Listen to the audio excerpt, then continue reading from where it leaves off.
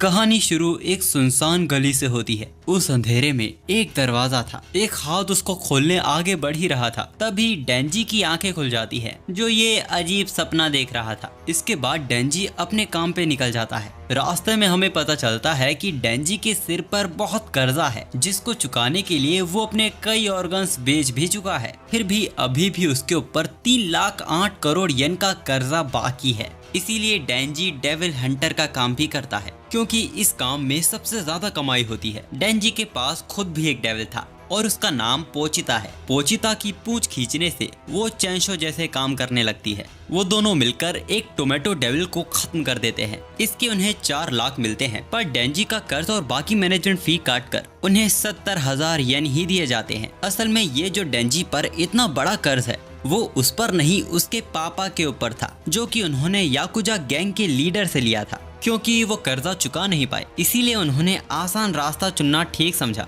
जिस दिन डेंजी के फादर को दफनाया गया, उसी वक्त वो आदमी डेंजी को कल तक 7 लाख का इंतजाम करने को कहता है, वरना उसको भी मार दिया जाएगा। उसके जाने के बाद डेंजी को पोचिता मिला, जो कि घायल था और मरने ही वाला था। अचानक डेंजी को कुछ याद आता है और वो उसे अपना ब्लड ऑफर करता है। डेंजी खुद भी मरना नहीं चाहता था, इसीलिए वो पोचिता के साथ एक कॉन्ट्रैक्ट करता है, जिसमें वो दोनों एक दूसरे की मदद करेंगे। और मैं आपको बता दूं कि डेविल खून पीने से अपने आप को हील कर सकते हैं। अगले दिन डेंजी पोचिता के साथ मिलकर एक छोटे से डेविल को खत्म कर देता है और याकुजा गैंग के लीडर से उसे डेविल हंटर के तौर पे हायर करने को कहता है, जिससे वो काम करके उनका कर्जा चुका देगा। अब प्रेजेंट टाइम में डेंजी के पास 70,000 येन है, जो कि वाटर बिल और कई सारे बिल्स में खर्च हो जाएंगे, जिसके बाद उसको 1800 येन में ही पूरा महीना निकालना होगा। और ये इतना कम है कि डेंजी को आज रूखा ब्रेड खाकर ही काम चलाना होगा। रास्ते में याकुजा के लोग डेंजी को जाते हुए देखते हैं और उनकी बातों से हमें पता चलता है कि ये लोग डेंजी से इसीलिए हंटिंग करवाते हैं, क्योंकि असली डेविल हंटर्स याकुजा को डेविल्स की बॉडी नहीं बेचते। अब उनमें से एक डेंजी को परेशान करते हुए ये सिगरेट उसे निगलने को कहता है, जिसके बदले वो उसे 100 येन देगा। डेंजी खुशी खुशी उसे खा लेता है और येन मिलने के बाद वो उसे निकाल देता है। उनका बसेरा एक खंडर था, जहां वो किसी तरह अपनी जिंदगी काट रहे थे। डेंजी को ज्यादा कुछ नहीं, बस एक ठीक लाइफ चाहिए, जहां उसके पास एक गर्लफ्रेंड हो, जो कि ये तो उसका सपना ही रह जाएगा, क्योंकि हम जो से थोड़ी बहुत ठीक ठाक जिंदगी जीने वाले इसको देख रहे हैं, उनकी खुद की गर्लफ्रेंड नहीं है, तो इसको कैसे लग सकता है कि इसके तबेले में कोई लड़की आ सकती है। भूखे पेट होने की वजह से डेंजी को नींद भी नहीं आ रही थी। वो पोचिता को बताता है कि वो सपने में ब्रेड पर जैम लगाकर पोचिता के साथ खाना चाहता है, फिर लड़की के साथ फ्लर्ट करके उसके साथ वीडियो गेम खेल के उसके साथ सो जाना चाहता है। तभी अचानक डेंजी को खून की उल्टी हो जाती है। डेंजी की माँ को दिल की बीमारी थी, जो कि शायद डेंजी के अंदर भी पास ऑन हो गई थी। तभी डेंजी के दरवाजे पे याकुजा गैंग का वही लीडर आता है, जो डेंजी के लिए एक और डेविल मारने का काम लेकर आया था। वो उसे शहर से दूर एक खंडरी फैक्ट्री में लेकर आया था। डेंजी पोचिता को लेकर उसके पीछे पीछे चल रहा था। अचानक एक तलवार उसके शरीर से पोचिता तक पार हो जाती है। असल में इस आदमी ने अपनी याकुजा गैंग को और पावरफुल बनाने के लिए डेंजी की तरह एक डीमन से कॉन्ट्रैक्ट कर लिया है, जिसके बदले उसे एक डेविल हंटर उसे देना था। पर याकुजा गैंग के लोग इतने बड़े मूर्ख थे कि उन्होंने सौदा भी ज़ॉम्बी डेविल से किया था, जिसकी ताकत ही दूसरों को ज़ॉम्बी बनाना है। और अब पूरी याकुजा गैंग ज़ॉम्बी गैंग में तब्दील हो चुकी थी। ज़ॉम्बी डेविल को डेविल हंटर्स बिल्कुल भी पसंद नहीं है, क्योंकि वो डेविल्स को मारते हैं। इसीलिए वो अपने ज़ॉम्बीज को डेंजी के टुकड़े कर उसे कचरे के डब्बे में डाल देने को कहता है। डेंजी पोचिता को लेकर वहाँ से भागने की कोशिश करता है, पर एक ज़ॉम्बी ने उसे पकड़ लिया था और सभी ज़ॉम्बीज मिलकर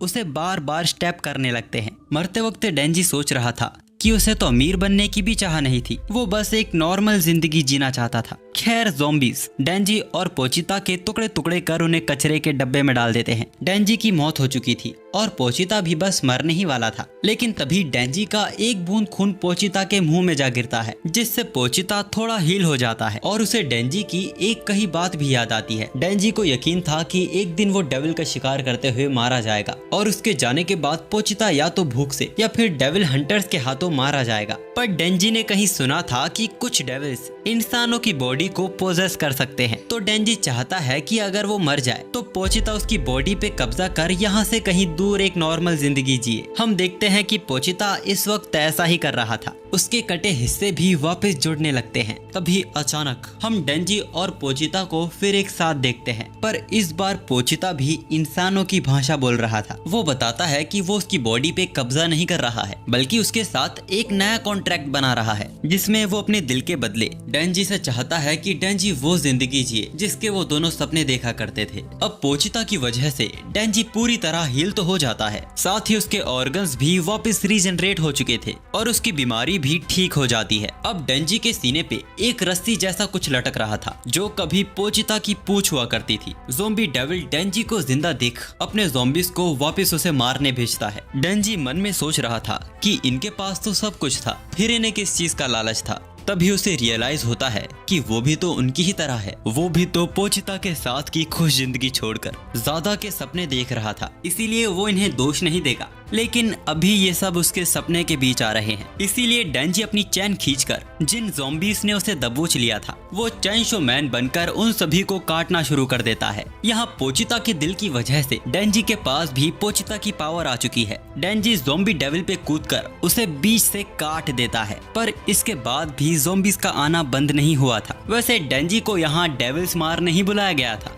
इसीलिए वो इन सभी को मारना शुरू कर देता है और अब पूरी याकुजा गैंग ज़ॉम्बीज में बदल चुकी है। यानी अब डेंजी को किसी को कर्ज नहीं देना पड़ेगा। अब कुछ देर बाद सुबह हो जाती है और पब्लिक सेफ्टी डेविल हंटर्स भी यहाँ पहुँच चुके थे, जो यहाँ ज़ॉम्बी डेविल को मारने आए थे। पर उन्हें यहाँ सभी ज़ॉम्बीज पहले ही मरे हुए मिलते हैं, पर अभी उनके बीच एक जिंदा था। उनमें से एक को लगता है कि ये भी डेविल है, पर पब्लिक सेफ्टी डेविल हंटर माकिमा, जिसकी सूंघने की शक्ति बहुत तेज है, वो सूंघकर बता देती है कि ये ना तो इंसान है और ना ही डेविल। डेंजी गिरते हुए उसे गले लगाने को कहता है। माकिमा उसे गले लगाती है और डेंजी का डेविल रूप पिघलने लगता है। माकिमा डेंजी को दो ऑप्शन देती है, या तो वो उसको डेविल समझकर मार सकती है, या तो वो उसका पालतू बन जाए और वो उसका पूरा ख्याल रखेगी। डेंजी मरना नहीं चाहता था, तो वो पूछता है कि उसे खाने में क्या मिलेगा। वो बोलती है कि शायद उसे जैम वाला ब्रेड, साथ ही सलाद, कॉफी और कुछ मीठा भी, जो कि डेंजी का यही तो सपना था। इसके बाद डेंजी माकिमा के साथ चला जाता है और अब जब डेंजी माकिमा का पालतू है, तो वो चाहती है कि डेंजी उसके हर एक सवाल का जवाब भाव में दे। यानी उसने डेंजी को सच में कुत्ता बना दिया है और वो अपने पालतू से ना नहीं सुनना चाहती। अब डेंजी को खूबसूरत माकिमा डरावनी लगने लगी थी, साथ ही उसे पोचिता की याद आ रही थी। तभी अचानक डेंजी का पेट आवाज करने लगता है, तो माकिमा उसे कुछ खिलाने की बात करती है, जिसका पैसा भी वो ही पे करेगी। उसने डेंजी को अपना कोट भी दे दिया था ताकि डेंजी को शर्म ना लगे। डेंजी की जिंदगी में ये पहली बार था कि कोई उसका इतना ख्याल रख रहा है। उसे तो माकिमा से प्यार ही होने लगा था। इसके बाद वो लोग स्टॉल से खाना ऑर्डर करते हैं। चैनशो मैन बनने की वजह से डेंजी का काफी ब्लड लॉस हो चुका था, जिस कारण वो अपने आप को संभाल नहीं पाता और माकिमा के ऊपर गिर जाता है। माकिमा उसे उठाती है और पूछती है कि आखिर उसके साथ ये सब हुआ कैसे। डेंजी उसे पोचिता के बारे में बताता है, जिसने उसे बचाने के लिए अपना दिल दे दिया था। डेंजी की ये कंडीशन इतनी ज्यादा रेयर है कि इनके पास इसका कोई नाम भी नहीं है, पर वो उस पे भरोसा कर सकती है क्योंकि उसकी सूंघने की शक्ति बहुत तेज है और वो बता सकती है कि पोचिता आज भी उसके अंदर कहीं जिंदा है। ये सुन डेंजी को बहुत खुशी होती है और वो वहीं बेहोश हो जाता है। फिर जब उसे होश आया, उसने अपने आप को माकिमा की गोद में पाया। खैर इनका ऑर्डर किया खाना भी आ चुका था। अब डेंजी यहाँ झूठ बोल देता है कि वो खुद खा नहीं पाएगा,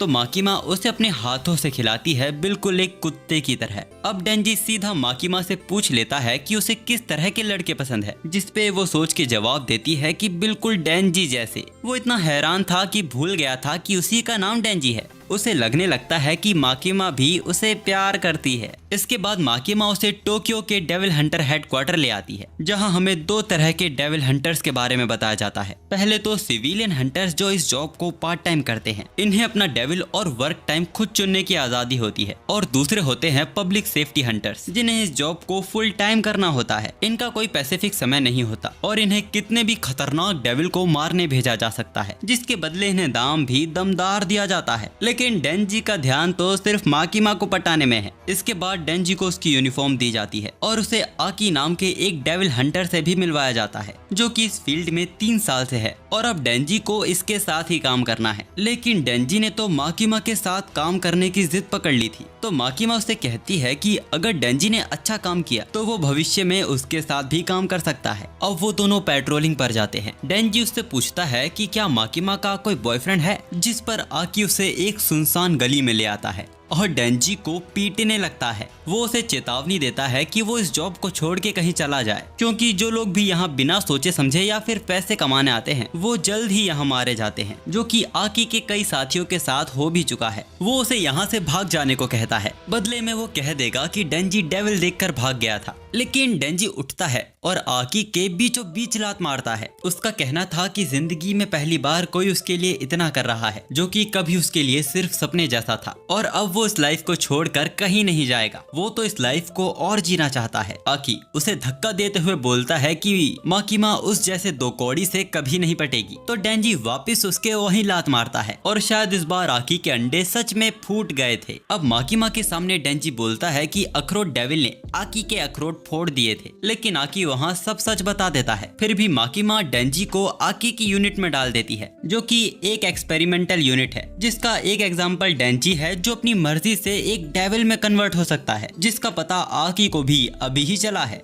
और उसका विश्वास डेंजी पर और भी डगमगाता जा रहा था। वैसे डेंजी को चेतावनी दे दी जाती है कि अगर वो भागने की कोशिश करेगा तो उसे डेविल समझकर मार दिया जाएगा। और अब डेंजी आकी के साथ ही रहने वाला है और उसे ऑर्डर मिले हैं डेंजी को मारने के अगर वो भागने की कोशिश करता है। ये सुन डेंजी के मन में सवाल आता है, क्या माकीमा सच में एक अच्छी इंसान है? आकी उसे बताता है कि वो एक अच्छी इंसान है, उसने उसकी जान बचाई थी। अब अगले दिन डेंजी बुरी तरह एक ब्रेड पर कई सारे जैम लगाकर और हनी लगाकर खाता है और बाथरूम में नहाते हुए गुनगुनाते हुए घंटों लगाता है, यहाँ तक कि छोरा टॉयलेट जाकर वहाँ फ्लश भी नहीं करता, जो देख डेंजी के साथ रहना आकी के लिए मुश्किल होता जा रहा था। खैर, इसके बाद उन दोनों को एक फींड को मारने का मिशन दिया जाता है। आकी डेंजी को बताता है कि फींड्स डेंजी के बिल्कुल विपरीत होते हैं, जिसमें इंसानी बॉडी पे कब्जा डेविल्स का होता है, पर उसके बाद भी उनके शरीर का कोई हिस्सा फींड बनने के बाद भी डेविल का ही रहता है, जिससे उनकी पहचान की जा सकती है। वो दोनों ऊपर वाले कमरे में जाते हैं, जहां एक डेविल ने एक बूढ़े आदमी की डेड बॉडी पे कब्जा कर लिया था। आकी डेंजी को चैंशो मैन बनकर इसे मारने को कहता है, पर डेंजी ने अपनी कुल्हाड़ी से ही उसका गला काट दिया था। उसने ये ऐसा इसीलिए किया ताकि उस फींड को आसान मौत मिले, जो कि आकी को ये बात पसंद नहीं आती। वो उसे समझाता है कि फींड्स भी डेविल ही होते हैं, इन पे दया दिखाने की उन्हें कोई जरूरत नहीं। असल में आकी की पूरी फैमिली उसके ही सामने एक डेविल के हाथों मारी गई थी, और आकी को ज्यादा गुस्सा इसीलिए आ रहा था क्योंकि डेंजी के अलावा यहाँ हर कोई सीरियस है। डेंजी बोलता है कि अगर वो किसी डेविल से दोस्ती कर सकता है तो वो जरूर करेगा, क्योंकि डेंजी के कभी कोई दोस्त नहीं रहे। ये सुन आकी कमरे से बाहर चला जाता है, और उसके जाने के बाद हमें पता चलता है कि डेंजी ने उसे चैंशो मैन बनकर इसीलिए नहीं मारा, वरना ये सारी 18+ मैगजीन्स खून से गंदी हो सकती थी। वैसे डेंजी ने पोचिता की विश को पूरा कर दिया है, अब उसके पास अच्छा खाना और अच्छी लाइफ है, लेकिन इसके बाद भी अभी भी उसे कुछ अकेलापन सा महसूस हो रहा है। उसे भी लाइफ में दूसरों की तरह एक गोल की जरूरत है। तभी उसे माकीमा का ख्याल आता है और वो उसके फ्रूट दबाने को अपने जीवन का सिद्धांत बना लेता है। अब इसके बाद हमें पता चलता है कि डेंजी को एक नया पार्टनर दिया जा रहा है, जिसके साथ वो पेट्रोलिंग पर जाएगा। तभी वो लड़की जिसका नाम पावर था वो अंदर घुस आती है, और असल में ये लड़की एक फींड है।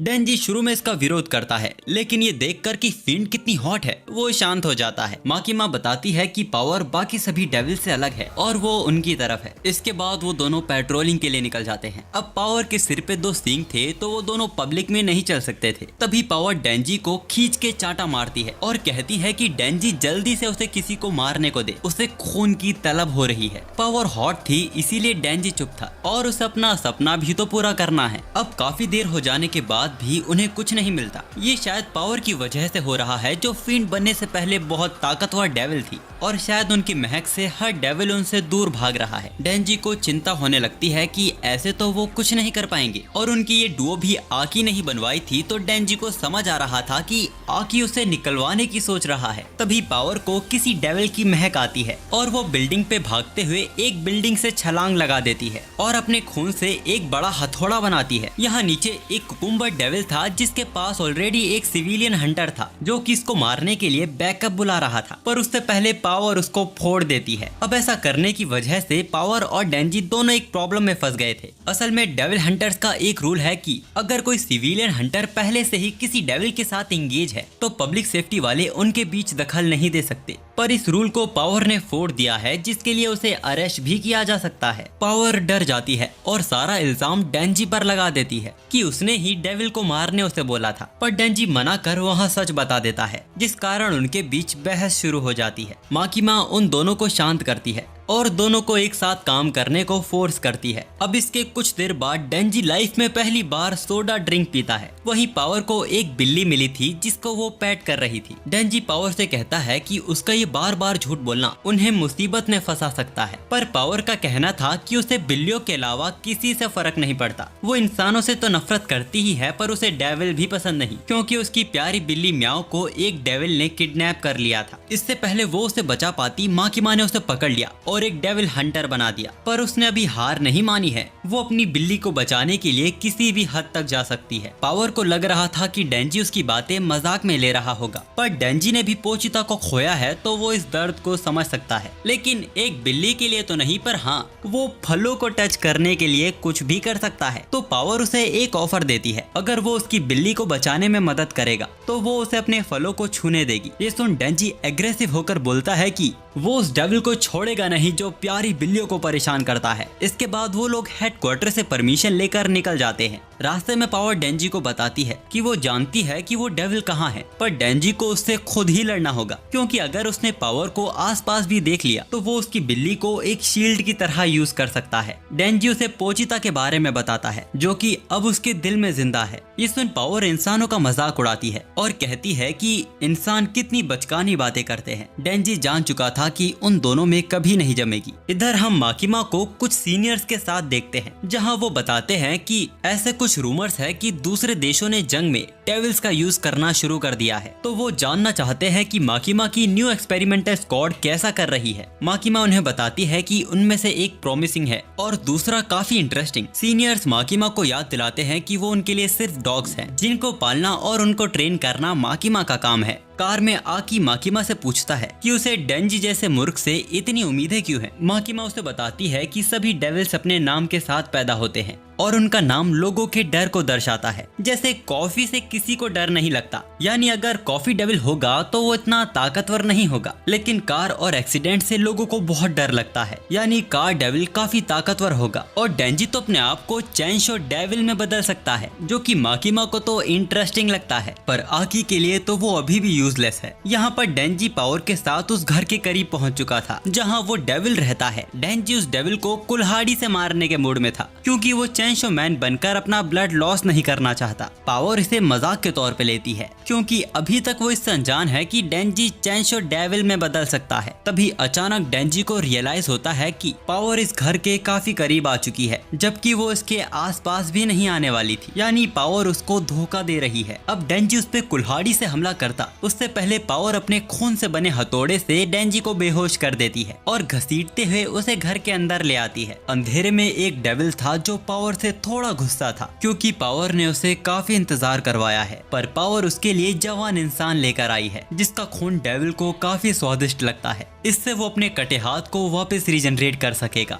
वो डेंजी को दबाकर उसका खून पीता है। उसका हाथ तो रीजनरेट हो गया था, लेकिन डेंजी के खून की वजह से उसके मुंह का स्वाद भी बिगड़ गया था, क्योंकि डेंजी पूरी तरह इंसान नहीं है तो उसके खून का स्वाद भी कड़वा था। वो डेंजी को फेंक देता है और पावर भी उसका मजाक उड़ाती है कि उसने एक फील्ड पे भरोसा किया। अब वादे के मुताबिक पावर उससे अपनी बिल्ली वापस मांगती है, लेकिन डेविल उसकी बिल्ली को उसके सामने ही निगल जाता है, क्योंकि पावर उसके लिए कड़वा खून लेकर आई थी। अब इसके बाद हमें पावर का पास्ट दिखाया जाता है, जब पावर नई नई फील्ड बनी थी और जंगल के जानवरों को मार के उनका खून पिया करती थी। तब एक दिन उसे ये बिल्ली मिली जो अधमरी सी हालत में थी। उसने उसे गाय का दूध पिलाया। पावर ने सोचा था कि वो उसे हट्टा कट्टा करके तब उसे खाएगी, लेकिन वक्त के साथ उसे इस बिल्ली के साथ लगाव होने लगा। फिर अचानक एक दिन बैड डेविल ने उसकी बिल्ली को अपने कब्जे में ले लिया और कहा कि जब वो उसके लिए एक इंसान लेकर आएगी तभी ही वो उसकी बिल्ली को जाने देगा। यही कारण पावर शहर आई थी, पर माकिमा ने उसे पकड़ लिया और पब्लिक सेफ्टी में भर्ती कर दिया।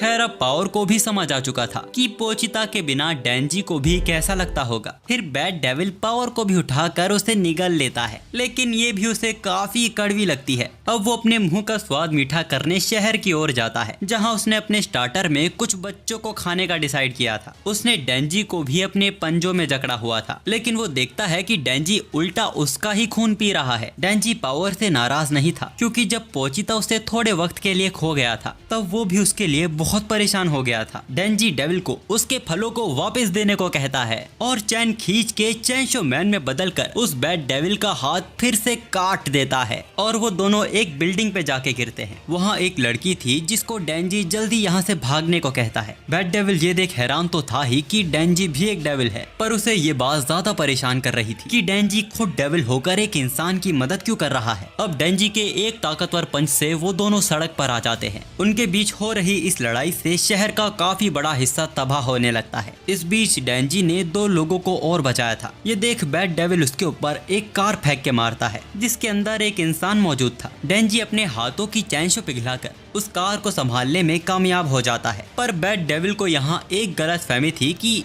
डेंजी को इंसानों के मरने से फर्क पड़ता है। डेंजी उसी कार को इंसान समेत उस डेविल के मुंह पे फेंक के मारता है, जो कि उसके मुंह पे जाके ब्लास्ट हो जाती है। वैसे वो इंसान वक्त पर कूद गया था। अचानक हम देखते हैं कि बैड डेविल अपने मुंह का शेप चेंज करता है और डेंजी पे काफी ताकतवर साउंड वेव यूज करता है, जिससे डेंजी काफी दूर जाके गिरा था। अब डेविल अपने आप को हील करने के लिए उसी आदमी को वापस उठा लेता है, लेकिन तभी उसे चैनशो के चलने की आवाज आती है। ये डेंजी का डरावना रूप देख इस बार तो बैड डेविल भी डर गया था। वो पत्थर फेंक कर उसे दूर रखने की कोशिश करता है, लेकिन ये सब बेकार था। डेंजी उसके दूसरे हाथ को भी काट देता है और उसके शरीर को भी चीर देता है, जिससे बैड डेविल की मौत हो जाती है। इसके बाद हमें फिर से पावर का पास्ट दिखाया जाता है, जिसमें वो अपनी बिल्ली को बचाने के लिए शहर की ओर भाग रही थी, पर साथ ही उसे ये सवाल भी तंग कर रहा था। पर आखिर क्यों उसे ये सवाल भी तंग कर रहा था? पावर को बिल्ली के साथ रहते हुए इसका एहसास हुआ कि खून गर्म होता है, जो कि पावर को एक अलग ही सुकून देता है। अब पावर की आंखें खुलती हैं और वो दोनों को सही सलामत पाती है। वो देखती है कि बैड डेविल मारा जा चुका है। वो डेंजी से पूछती है कि उसने उसे क्यों बचाया, जबकि उसने उसे धोखा दिया था। तो डेंजी इशारे में उसे वजह बता देता है, जो कि पावर को बड़ा बचकाना रीजन लगता है। लेकिन अब उसकी बिल्ली सेफ है तो वो उसे परमिशन दे देती है, जो सुन डेंजी की खुशी का ठिकाना ही नहीं था। और तभी अचानक डेंजी का हाथ कट के नीचे गिर जाता है। वहाँ एक लीच डेविल आ चुकी थी, जो डेंजी का हाथ निगल लेती है। पावर उसकी बिल्ली को साथ लेकर उसे भागने को कहती है, लेकिन डेंजी चैनशो डेविल बनने की कोशिश कर रहा था, पर ज्यादा ब्लड लॉस होने की वजह से वो पूरी तरह ट्रांसफॉर्म नहीं हो पा रहा था। लीच डेविल भी जान चुकी थी कि बैड डेविल को डेंजी ने ही मारा है और असल में ये बैड डेविल की गर्लफ्रेंड है। लेकिन डेंजी भी उसे काफी क्यूट लगता है, इसीलिए वो उसे जिंदा छोड़ने का ऑफर देती है। पर लेकिन पावर और बिल्ली को मरना होगा। डेंजी पीछे नहीं हटता और लीच डेविल पे हमला कर देता है। लीच डेविल भी वापस उस पे हमला करती है। पावर को तो ये मूर्खता लग रही थी कि सिर्फ उसके फलों को टच करने के लिए डेंजी इतना आगे बढ़ता जा रहा है। यहाँ डेंजी लीच डेविल के एक कस के मुक्का मारता है, लेकिन इसका उस पे कुछ खास फर्क नहीं पड़ा था। इसीलिए वो उसका मजाक उड़ाती है कि उसने बैड डेविल को कैसे मार दिया। वो डेंजी को अपने सपने के बारे में बताती है, जो उसने बैड डेविल के साथ पूरी दुनिया के इंसानों को खाने का देखा था, पर डेंजी की वजह से ये पूरा ना हो सका। डेंजी भी उसे अपने सपने के बारे में बताता है, जो कि उसको भी बड़ा वाहियात लगता है। इस बार डेंजी की सटक जाती है। वो लीच डेविल की तरफ बढ़कर उसकी गर्दन काट देता है। उसे गुस्सा आ रहा था कि हर कोई उसके सपने का मजाक उड़ा रहा है, जबकि इनका खुद का सपना बदला लेना या बिल्ली को बचाना है। अब फैसला करने के लिए उन्हें ड्रीम बैटल करना होगा। जो भी लीच डेविल और डेंजी के बीच में जीतेगा, उसका सपना दूसरे से बेहतर होगा। इसके बाद उन दोनों के बीच घमासान लड़ाई होती है। डेंजी हर बार मार खाने के बाद और भी पागल होता जा रहा था। वो उसके सिर को काटने छलांग मारता है, लेकिन लीच डेविल की जीभ उसके शरीर से आर पार हो जाती है। वो डेंजी को खा ही चुकी थी कि अचानक हम आकी को देखते हैं, जो अपने हाथों से एक हैंड साइन बनाता है और वहाँ एक फॉक्स डेविल प्रकट हो जाती है। वो आकी से परमिशन लेकर लीच डेविल के सिर को खा लेती है और फिर अचानक गायब हो जाती है। इस बार हम आकी के साथ कुछ और डेविल हंटर्स को भी देखते हैं, जिनको वो सब संभालने को छोड़ डेंजी को अपने साथ ले जाता है। अब इसके कुछ देर बाद डेंजी की आंखें हॉस्पिटल में खुलती हैं। उन्हें डेंजी का हाथ मिल गया था जिसको उन्होंने डेंजी को खून चढ़ाकर जोड़ दिया है। डेंजी आकी से फॉक्स डेविल के बारे में पूछता है, जिस पर आकी एक्सप्लेन करता है कि कुछ डेविल हंटर्स डेविल्स का शिकार करने के लिए डेविल्स से ही कॉन्ट्रैक्ट करते हैं, जैसे ठीक डेंजी ने पोचिता के साथ किया था, लेकिन उनको बुलाने की कीमत भी देनी होती है। आकी को फॉक्स डेविल को बुलाने के लिए अपने शरीर का कोई हिस्सा देना होता है, लेकिन इसका मतलब ये नहीं है कि ये अलग है। डेविल हो या फील्ड, ये दोनों ही इंसानों को मारना चाहते हैं, जिस पर डेंजी कहता है कि पावर ऐसी नहीं है। तो आकी ये रिवील करता है कि वो सीसीटीवी की वजह से सब जान चुके हैं, तो डेंजी उसे बचाने की कोशिश क्यों कर रहा है। तो डेंजी झूठ बोलने लगता है कि उसे कुछ याद ही नहीं। वैसे आज रेस्क्यू करते वक्त आकी को ऐसे कई लोग मिले थे जो चैंशो मैन की तारीफ कर रहे थे, सिवाय एक को छोड़ के। तो आकी बोलता है कि अगर उसने इसके बारे में माकिमा को बताया तो पावर के साथ डेंजी भी मारा जाएगा, लेकिन आज किसी की मौत नहीं हुई है तो वो एक शर्त पे उन्हें छोड़ सकता है कि उन्हें उसकी हर एक बात को मानना पड़ेगा। डेंजी उसकी बात को मान लेता है। इसके बाद आकी रूम से बाहर निकलता है जहां हिमेनो और पावर उसका वेट कर रही थी। पावर बोलती है कि तुम्हें डेंजी से पता चल ही गया होगा कि मैं कितनी मासूम हूँ। आकी उसकी बीड़ियां खोलने लगता है। हिमेनो आकी को याद दिलाती है कि अब पावर ने अगर किसी इंसान पर हमला किया तो उसकी पूरी जिम्मेदारी आकी को उठानी होगी। आकी कहता है कि वो बिल्कुल नहीं बदला, लेकिन अगर ये लोग उनके काम आ सकते हैं तो वो इनका यूज जरूर करेगा। शाम को आकी माकिमा को झूठी रिपोर्ट देता है कि डेंजी और पावर गलती से शहर से बाहर निकले थे, जहां उनका सामना बैड डेविल से हो गया, जिनको उन्होंने मार दिया और लीच डेविल भी मारा जा चुका है। फिर भी रूल तोड़े जाने की वजह से माकिमा उन्हें सजा देने वाली थी, पर आकी उसे मना लेता है। अब आकी के जाते वक्त माकिमा कहती है कि अब आकी पहले से नर्म हो गया है, जिस पर वो साफ इनकार कर देता है कि वो बिल्कुल नहीं बदला। अब हमें आकी को दिखाया जाता है जहां उसके साथ रहते रहते डेंजी भी मैनर सीख गया है। तभी उनके अपार्टमेंट का दरवाजा कोई जोर से पीटता है। हम देखते हैं कि वो पावर है जो दरवाजा तोड़ के अंदर घुस आई है, क्योंकि अब वो भी उनके साथ यहीं रहने वाली है, जो कि माकिमा की कॉल से कंफर्म भी हो जाती है। आकी पूछता है कि आखिर उसे ही क्यों इन पागलों को संभालना है, जिस पर माकिमा बताती है कि उसे सबसे ज्यादा भरोसा आकी पर है। ये सुन वो कुछ कह ही नहीं पाता। अब खाना खाते दौरान पावर अपनी प्लेट में सब्जी देखकर गुस्सा हो जाती है। वो उन्हें फेंकने लगती है, जिस पर आकी और डेंजी दोनों उसे डांटते हैं। असल में पावर को इंसानों की तरह रहना आता ही नहीं है। वो हर एक चीज में नई मुसीबत खड़ी कर दे रही थी। अब रात के वक्त जब डेंजी उसकी गड़बड़ को साफ कर रहा था, तभी पावर वहाँ आके डेंजी को उनकी डील याद दिलाती है। फिर पावर अंदर आके बैठ जाती है। डेंजी के हालात टाइट होने लगे थे। पावर उसे बताती है कि वो इन्हें सिर्फ 3 बार ही छू सकता है। पहला उसकी बिल्ली को बचाने के लिए, दूसरा उस डेविल को मारने के लिए, और तीसरा उसे आकी से बचाने के लिए। डेंजी एक्साइटेड होने लगता है, लेकिन जब वो उन्हें छूता है तो उसे कुछ अजीब सा लगता है। फिर पावर में से कुछ नीचे गिरता है। हमें पता चलता है कि पावर के छोटे हैं, जिन्हें बड़ा दिखाने के लिए वो पैड यूज करती है। अब डेंजी उन्हें 2 बार और छूता है। फिर पावर उसे कॉन्ग्रेचुलेशंस कहती है कि वो इतना खुश नसीब है कि उसे उसके छूने का मौका मिला, और वहाँ से चली जाती है। और यहाँ डेंजी सदमे में चला जाता है, क्योंकि उसने कुछ फील किया ही नहीं था। कुछ दिनों तक डेंजी ऐसे ही सदमे में रहता है। फिर एक दिन माकिमा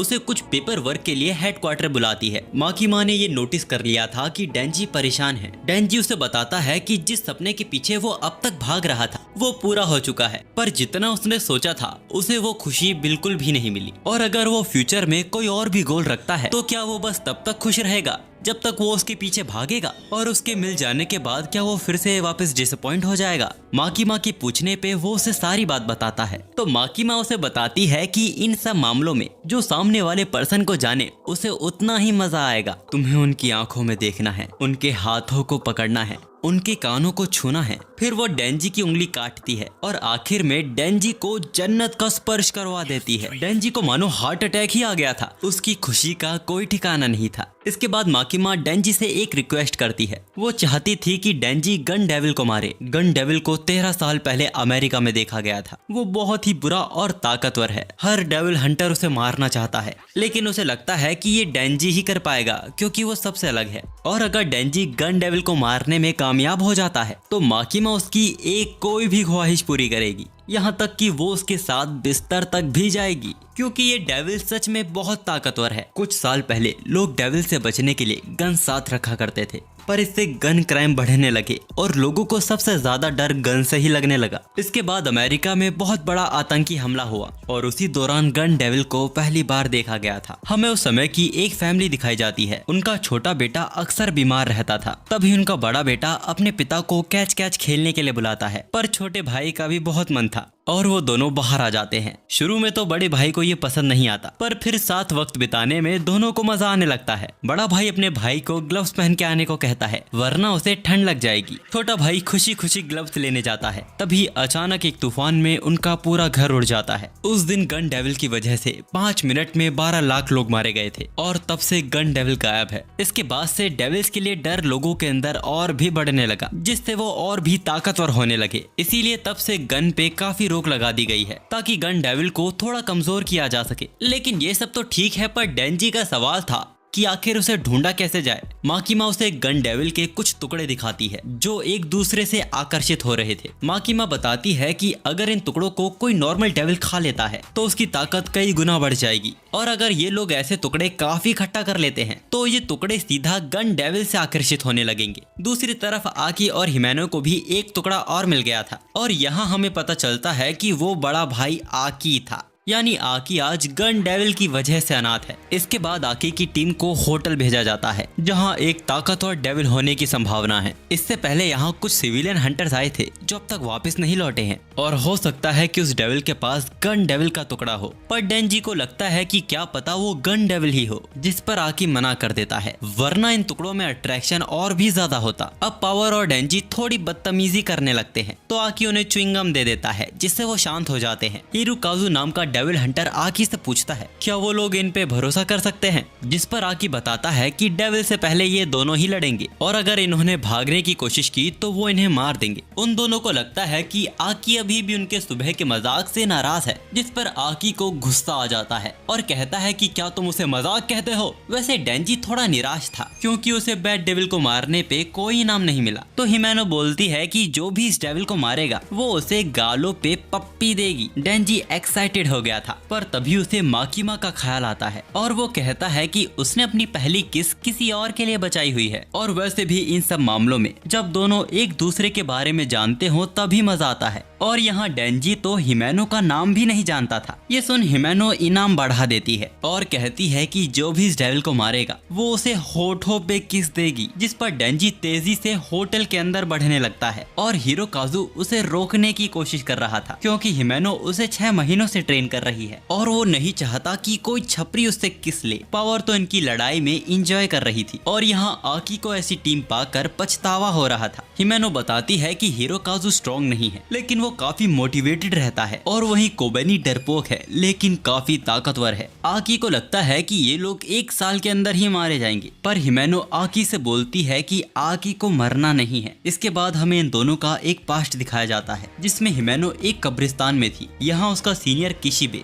हिमेनो को उसके नए पार्टनर यानी आकी से मिलवाता है। हिमेनो उससे पूछती है कि क्या वो सच में उसके काम आएगा, क्योंकि इससे पहले उसके 6 साथी पहले ही मारे जा चुके हैं, क्योंकि वो किसी काम के नहीं थे। इसीलिए वो नहीं चाहती कि आकी के साथ भी ऐसा हो। इसके बाद ये लोग डेविल को ढूंढते हुए 8th फ्लोर पर आ जाते हैं। तभी अचानक हिमेनो रुक जाती है, उसे डेविल के आने का एहसास हो रहा था। तभी एक कमरे से एक छोटा डेविल बाहर निकलता है जिसके सिर्फ सिर और पैर थे। वो डेविल कोबैनी पे हमला करता है, पर अचानक वो हवा में ही रुक जाता है और पावर अपनी खूनी कुल्हाड़ी से उसे काट देती है। पावर को लगा था कि डेविल उसके डर से ही हवा में रुक गया था। तब हिमेनो से एक्सप्लेन करती है कि ये गोश्त हैंड का कमाल है जो उसे गोश्त डेविल के साथ कॉन्ट्रैक्ट करने से मिला है और इसके बदले उसने अपनी एक आंख दी है। हिमेनो के पास जो गोश्त हैंड है वो काफी ताकतवर और इनविजिबल है। वैसे ये लोग जिस डेविल को ढूंढते हुए यहाँ आए थे वो ये नहीं था। फिर ये लोग 9th फ्लोर पर जाने लगते हैं। तभी बीच अचानक पावर पूछती है कि अगर वो अभी कोबैनी को मार दे तो वो लोग क्या कर लेंगे। तो हिमेनो अपनी गोश्त हैंड से उसका गला दबा देती है जिसको पावर छू भी नहीं सकती। खैर वो लोग ऊपर वाले फ्लोर पर आ जाते हैं, पर यहाँ हिरोकाजु नोटिस करता है है कि वो लोग तो वहीं आ गए हैं जहां वो इससे पहले थे, जहां उन्होंने उस डेविल को मारा था। पता नहीं कैसे वो लोग वापस 8th फ्लोर पर आ गए थे। हिरुकाजु नीचे वाले फ्लोर पर जाने की कोशिश करता है, लेकिन वो ऊपर से वापस आता है। यानी ये लोग 8th फ्लोर पर एक लूप में फंस चुके हैं। आकी एक कमरे में जाके देखता है जहाँ दीवार होने की वजह खिड़की थी, जो कि उसी रूम के सामने वाले रूम में निकल रही थी। यानी यहाँ से निकलने का उनके पास कोई रास्ता नहीं है। वो लोग एक कमरे में बैठकर सोचने लगते हैं कि ये कोई डेविल का काम होगा। डेंजी बोलता है कि ये शायद इसीलिए हो रहा है क्योंकि पावर ने उस डेविल को मार दिया था। ये सुन पावर सारा इल्जाम डेंजी पे लगाने लगती है कि डेंजी नहीं तो उसे उस डेविल को मारने कहा था। खैर इन बातों का कोई मतलब नहीं था, क्योंकि किसी डेविल के मरने पे उसकी पावर का असर भी खत्म हो जाता है। यानी ये किसी और ही डेविल का काम है, जिसने चालाकी से छोटे डेविल को उन्हें फंसाने के लिए उनके सामने भेजा था। सबसे ज्यादा यहाँ कोबेनी डरी हुई थी। वो बोलती है कि वो लोग भूख से ही यहाँ मरने वाले हैं। तो हिरोकाजु उसे मोटिवेट करते हुए याद दिलाता है कि वो अपने बड़े भाई को यूनिवर्सिटी भेजने के लिए डेविल हंटर बनी थी, जिस पर कोबेनी रिवील करती है कि उसकी फैमिली ने उसे जबरदस्ती डेविल हंटर बनाया था ताकि वो उसके बड़े भाई को कॉलेज भेज सके। कोबेनी के पास सिर्फ 2 ही रास्ते थे,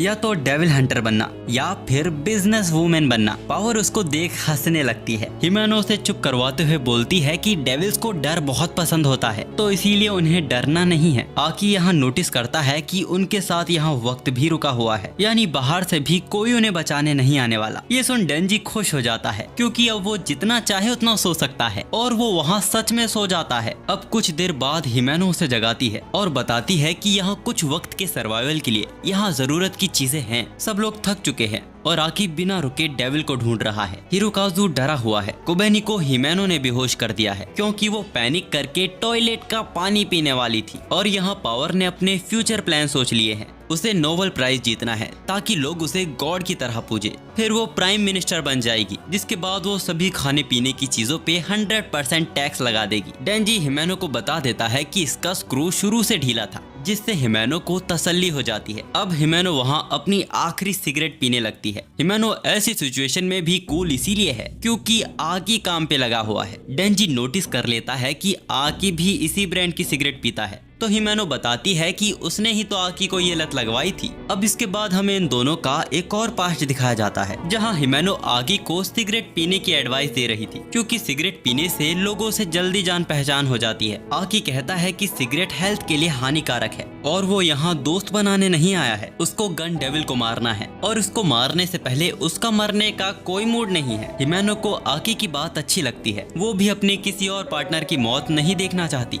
अचानक सीन चेंज होता है और हिमेनो को एक लड़की खींच के चांटा मारती है। आकी के पूछने पर वो बताती है कि वो उसके लास्ट पार्टनर की गर्लफ्रेंड थी, जो कि मारा जा चुका है। और ऐसा अक्सर होता है कि मरे हुए हंटर्स की फ्रेंड्स एंड फैमिली अपना गुस्सा उनके पार्टनर्स पर निकालते हैं, क्योंकि वो डेविल्स का कुछ नहीं कर सकते, और हिमेनो भी इस पे कुछ नहीं बोलती। अब आकी भागकर उस लड़की के पीछे जाता है और वापस आके हिमेनो को बताता है कि उसने उस लड़की के कपड़ों पर च्युइंगम चिपका दी है। वो कहता है कि जो हुआ उसमें हिमेनो का कोई दोष नहीं था, इसीलिए उसने उससे बदला लिया है। उसकी बातों से हिमेनो भी हंस पड़ती है। इसके बाद वो लोग डिनर करने जाते हैं, जहाँ हिमेनो बताती है कि डेविल्स खतरनाक या बहादुर से नहीं, बल्कि सन की हंटर से ज्यादा डरते हैं। इसीलिए उसे लगता है कि अभी तो आकी लंबे वक्त तक टिकेगा। अब जब वो लंबे वक्त तक एक साथ रहने वाले हैं, तो हिमेनो आकी को एक बार सिगरेट पीने को कहती है, जिसकी जिद पे आकी सिगरेट ले लेता है। अब प्रेजेंट टाइम में आकी हिमेनो से सिगरेट मांगता है, लेकिन हिमेनो की सिगरेट भी खत्म हो चुकी थी, तो वो दोनों एक ही सिगरेट को शेयर करने लगते हैं, जो देख डेंजी को गुस्सा आ जाता है, लेकिन उस पे कोई ध्यान नहीं देता। वैसे आकी के पास एक बुरी खबर थी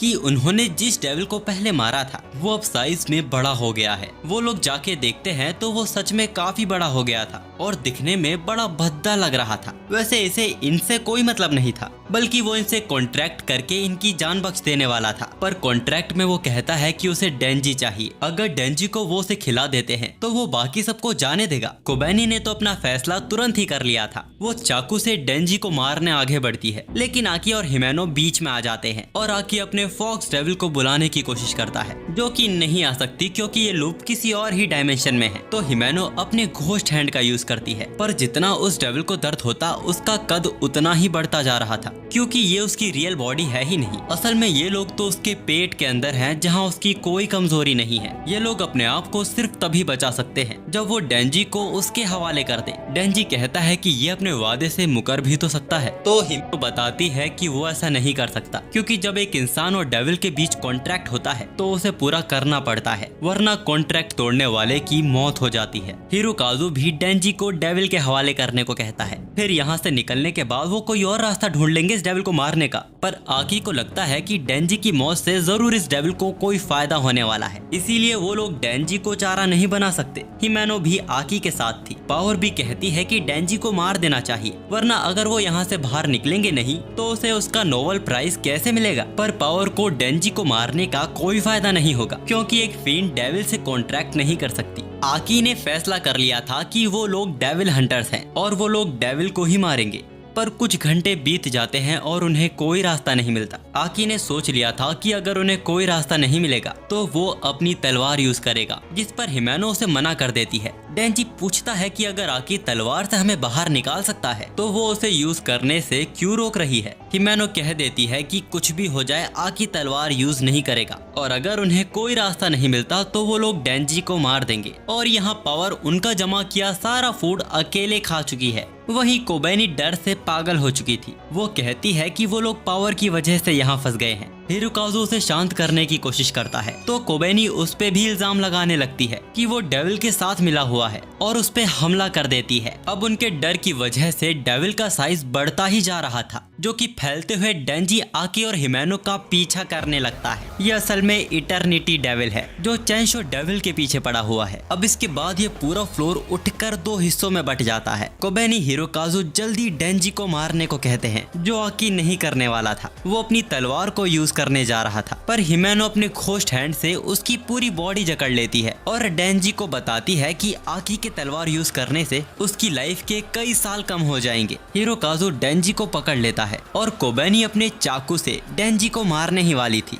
पर आकी अपना एक हाथ छुड़ा के बीच में आ जाता है और चाकू आकी को लग जाता है। उसकी बॉडी से तेजी से खून बह रहा था। आकी बोलता है कि डेंजी भले ही घटिया इंसान हो, लेकिन वो गन डेविल को मारना चाहता है, जो कि आकी अकेले नहीं कर पाएगा। उसे ये करने के लिए डेंजी जैसे और भी हंटर्स की जरूरत है। डेंजी पावर को आकी का खून रोकने को कहता है, क्योंकि वो ब्लड डेविल है, पर पावर सिर्फ अपने ही खून को मैनिपुलेट कर सकती है। किसी और का खून कंट्रोल करना उसके लिए चैलेंजिंग है, जो कि वो करेगी, वरना उसे कोई नया कुक ढूंढना पड़ेगा। हिमेनो इस डर से पूरी तरह टूट गई थी कि अब आकी की भी मौत हो जाएगी। कोबेनी चिल्लाते हुए बोलती है कि ये मेरी गलती नहीं है, ये सब डेंजी की वजह से हुआ है। अब तंग आकर डेंजी अपनी कुर्बानी देने को तैयार हो ही जाता है, लेकिन वो बिना कोशिश किए तो नहीं मरने वाला, और अगर उसने उस डेविल को मार दिया तो उसे वो पप्पी भी चाहिए। डेंजी समझ चुका था कि ये डेविल चेंशो डेविल से डरता है, इसीलिए वो उसके ही साथियों से उसे मरवाना चाहता था। और जैसा कि हमने देखा था कि इस डेविल को दर्द भी होता है, तो डेंजी उसकी ऐसी हालत करने वाला है कि वो खुद ही खुद को मारने पे मजबूर हो जाएगा। वो आकी से कहता है कि उसने सोचा नहीं था कि आकी उसके लिए ऐसा करेगा, लेकिन अब वो किसी और का एहसान नहीं चाहता। तो इस डेविल को मारने के बाद उनका हिसाब पूरा हो जाएगा, जिसके बाद डेंजी अपनी चैन खींचकर उस डेविल के मुंह में कूद जाता है और चेंशो डेविल बनकर उसकी बॉडी को काटने लगता है। वहाँ के अंदर का माहौल बेहद ही डरावना और घिनौना था। जितना डेंजी उसके शरीर को नुकसान पहुंचाता, वो डेविल भी डेंजी के शरीर को तोड़ मरोड़ रहा था। वो डेंजी से कहता है कि उसके काटने से कुछ नहीं होगा, क्योंकि उसका दिल यहाँ है ही नहीं। पावर सबको बताती है कि अगर डेंजी का खून ऐसे ही बहता रहा तो उसकी चेंशो वापस अंदर चली जाएगी। हम देखते हैं कि वो डेविल डेंजी को चारों ओर से पकड़ लेता है और कहता है कि तुम पिछली बार से काफी कमजोर हो गए हो। ज्यादा ब्लड लॉस होने की वजह से डेंजी की चेंशो भी अंदर जाने लगती है, तो डेंजी उसी डेविल का खून पीकर अपने आप को हील करने लगता है और कहता है कि तुम्हारा गटर जैसा खून भी स्वादिष्ट लग रहा है, क्योंकि तुम्हारा दर्द से बुरा हाल है। अब हमें हिमेनो का फिर से एक पास्ट दिखाया जाता है, जहां वो कब्रिस्तान में किशिबे के साथ थी। किशिबे ने ही उसे बताया था कि डेविल उनसे ही डरते हैं जिनका स्क्रू ढीला होता है, जो कि हिमेनो के पुराने पार्टनर्स ऐसे नहीं थे, इसीलिए वो मारे गए। इंटेलिजेंट लोग डेविल से डरते हैं और उनके डर से वो और भी ताकतवर हो जाते हैं। वो पूछता है कि क्या आकी भी समझदार है, जिस पर वो बोलती है कि कोई भी समझदार गन डेविल को मारने के बारे में नहीं सोचता। तो किशिबे याद दिलाता है कि वो भी तो गन डेविल को मारने के लिए ही हंटर बनी थी। असल में हर कोई गन डेविल को मारने का सपना देखता है, पर एक सन की जिसके दिमाग में क्या चल रहा है वो कोई नहीं जान सकता। इसीलिए डेविल सन की लोगों से डरते हैं। अब किशिबे ये कहकर वहाँ से जाने लगता है कि आकी को जल्दी ट्रेन करो, वो गन डेविल के हिस्से इकट्ठा कर रहा है। यानी वो वक्त दूर नहीं जब उसका सामना सच में गन डेविल से होगा। अब इसके बाद हम उन दोनों को एक साथ खाना खाते हुए देखते हैं। हिमेनो आकी से दोनों को सिविलियन हंटर बनने को कहती है। उसे एक अच्छा ऑफर मिला है जहाँ उसे पैसे भी अच्छे मिलेंगे और गन डेविल को ढूंढना भी नहीं पड़ेगा। आकी कहता है कि अगर तुम्हें जाना है तो तुम जा सकती हो, लेकिन मैं डेविल हंटर की जॉब नहीं छोड़ूंगा। हिमेनो मन में सोचती है कि अगर एक दिन आकी का सामना सच में गन डेविल से हुआ तो वो जरूर मारा जाएगा। इसीलिए नहीं कि वो ताकतवर नहीं है या फिर गन डेविल बहुत ताकतवर है, सिर्फ इसीलिए कि आकी भी समझदार है बाकी सबकी तरह। यहाँ डेंजी लड़ते हुए बेहोश हो गया था, तो हिमेनो अपने घोस्ट हैंड से उसकी चैन खींच देती है, जिससे डेंजी वापस होश में आ जाता है और मन में कहती है कि ये बाकी सबसे अलग है, ये जरूर गन डेविल को मार सकता है।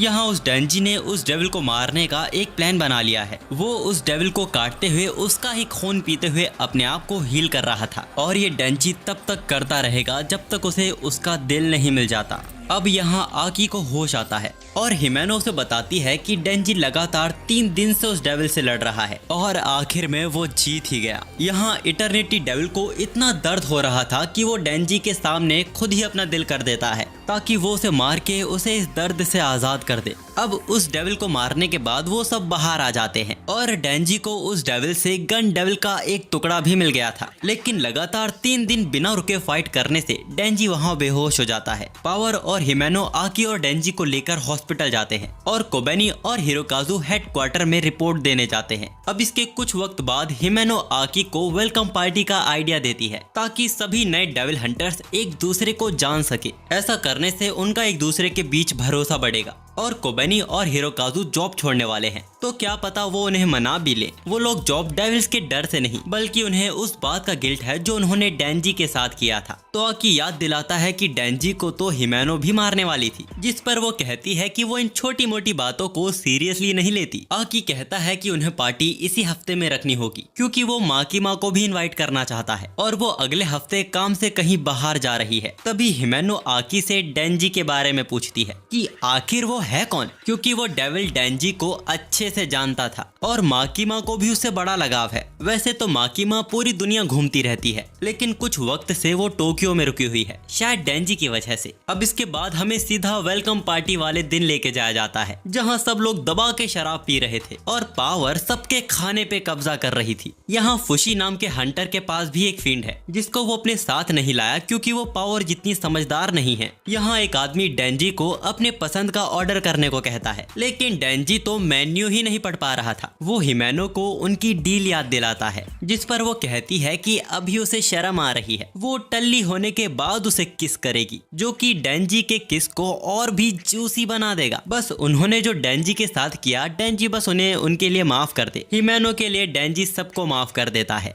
अब वही सीनियर डेंजी को अपने आप को इंट्रोड्यूस करने को कहता है। आकी डेंजी से कहता है कि उसे अपने डेविल कॉन्ट्रैक्ट के बारे में बताने की कोई जरूरत नहीं, वो सिर्फ उनको ही बताए जिन पे वो भरोसा कर सकता है। डेंजी सबको अपना नाम और एज बताता है। सब लोग ये सुन हैरान हो जाते हैं कि डेंजी सिर्फ 16 साल का है। हिमेनो से पूछती है कि कहीं उसने शराब तो नहीं पी, जिस पर डेंजी बताता है कि वो तो चाय पी रहा है। अब हिरोकाजु अपने आप को इंट्रोड्यूस करते हुए बताता है कि उसने फॉक्स डेविल के साथ कॉन्ट्रैक्ट किया है, जिस पर डेंजी पूछता है कि फॉक्स डेविल के साथ तो आकी ने कॉन्ट्रैक्ट किया है। हमें बताया जाता है कि फॉक्स डेविल इंसानों के साथ काफी फ्रेंडली है, इसीलिए कई डेविल हंटर्स ने उसके साथ कॉन्ट्रैक्ट किया हुआ है, लेकिन उसका सिर सिर्फ हैंडसम लोग ही यूज कर सकते हैं। अब कोबेनी अपने आप को इंट्रोड्यूस करती है, लेकिन वो अपने कॉन्ट्रैक्ट के बारे में कुछ नहीं बताती। अब हिमेनो फुशी नाम के डेविल हंटर से उसके पार्टनर के बारे में पूछती है जो कि इस पार्टी में नहीं आया है। वो बताता है कि वो तो कल ही मारा गया, जो कि इस जॉब में आम बात थी। पर हिमेनो खुश होकर बताती है कि डेंजी नहीं मारा गया क्योंकि उसे किस चाहिए थी। वही सीनियर डेंजी को बताता है कि हिमेनो अक्सर नशे में होने के बाद सभी को किस करती रहती है। यहाँ नए हंटर्स के अलावा उसने सबको किस किया हुआ है। डेंजी भी खुश हो जाता है कि अब तो उसे भी किस मिलने वाली है। पर तभी वहाँ माकीमा आ जाती है और उसने डेंजी की बात को सुन लिया था। वो पूछती है कि वो किसे किस करने वाला है, जिस पर वो चिल्लाकर बोलता है कि किसी को भी नहीं। तो हिमेनो से पूछती है कि क्या उसे किस नहीं चाहिए। डेंजी फिर चिल्लाकर बोलता है कि चाहिए। वो किस लेना तो चाहता है पर वो चाहता नहीं कि माकीमा उसे ये करते देखे। डेंजी बात बदल के इटर्निटी डेविल की बात करने लगता है। आकी भी माकीमा को बताता है कि वो डेंजी के पीछे पड़ा हुआ था, तो क्या वो उसके बारे में कुछ जानती है। जिस पर माकीमा कहती है कि अगर आकी उससे ज्यादा शराब पीकर दिखाए तो वो उसे बताएगी। और जम के शराब पीने के बाद वहाँ सबकी हालत खराब हो जाती है। इधर एक डेविल हंटर पावर से पूछती है कि वो फिंड होने के बावजूद उसे क्या इंसानों को खाने का मन नहीं करता। जिस पर पावर बोलती है कि उसका आईक्यू लेवल बहुत ज्यादा है, जबकि उसे आईक्यू का मतलब भी नहीं पता था। वो बताती है कि उसका आईक्यू लेवल 100 है। तो वो सीनियर बोलती है कि ये तो नॉर्मल है, बल्कि उसका तो 120 है। तो पावर अपना आईक्यू बढ़ाने लगती है। अब तभी अचानक हिमेनो डेंजी को पकड़ के उसे किस कर लेती है और माकीमा उन्हें देख रही थी। डेंजी को भी इसकी चिंता हो रही थी, पर लेकिन वो मन ही मन सोचता है हटाओ यार, मटर पनीर पे कंसंट्रेट करो। पर लेकिन ज्यादा शराब पीने की वजह से हिमेनो किस करते हुए डेंजी के मुंह में उल्टी कर देती है। सभी को डेंजी के लिए बुरा लग रहा था, पर पावर ये देख अपनी हंसी कंट्रोल ही नहीं कर पा रही थी, क्योंकि डेंजी को मुंह में ली हर एक चीज को निगलने की गंदी आदत है। इसके बाद हमें डेंजी का एक और छोटा पास्ट दिखाया जाता है, जब डेंजी छोटा था और पोचिता के साथ कचरे में से खाना ढूंढकर खाता था। वहीं एक दिन वो कुछ चूहों को नोटिस करता है जो किसी इंसान की उल्टी खा रहे थे और वो उनको देख उनका मजाक उड़ा रहे थे। अब हम डेंजी को देखते हैं जो उल्टी पे उल्टी किए जा रहा था। हिरुकाजु उसे दिलासा देता है और उसे बताता है कि उसे तो डेंजी से जलन होती है कि वो इतना टैलेंटेड डेविल हंटर है। डेंजी की सूरत देखने लायक थी जब वो कहता है कि मुझसे जलन होती है जबकि मेरी पहली किस उल्टी से हुई है। अब पार्टी खत्म होने के बाद सारी पेमेंट माकीमा करती है और वो देखती है कि हिमेनो डेंजी को अपने साथ ले जा रही है। जब डेंजी को होश आया वो हिमेनो के घर पे था जो उसे फिर से किस करती है। फिर वो सोचती है कि डेंजी यहाँ क्या कर रहा है, शायद वो ही उसे अपने साथ लाई होगी। फिर हिमेनो डेंजी से पूछती है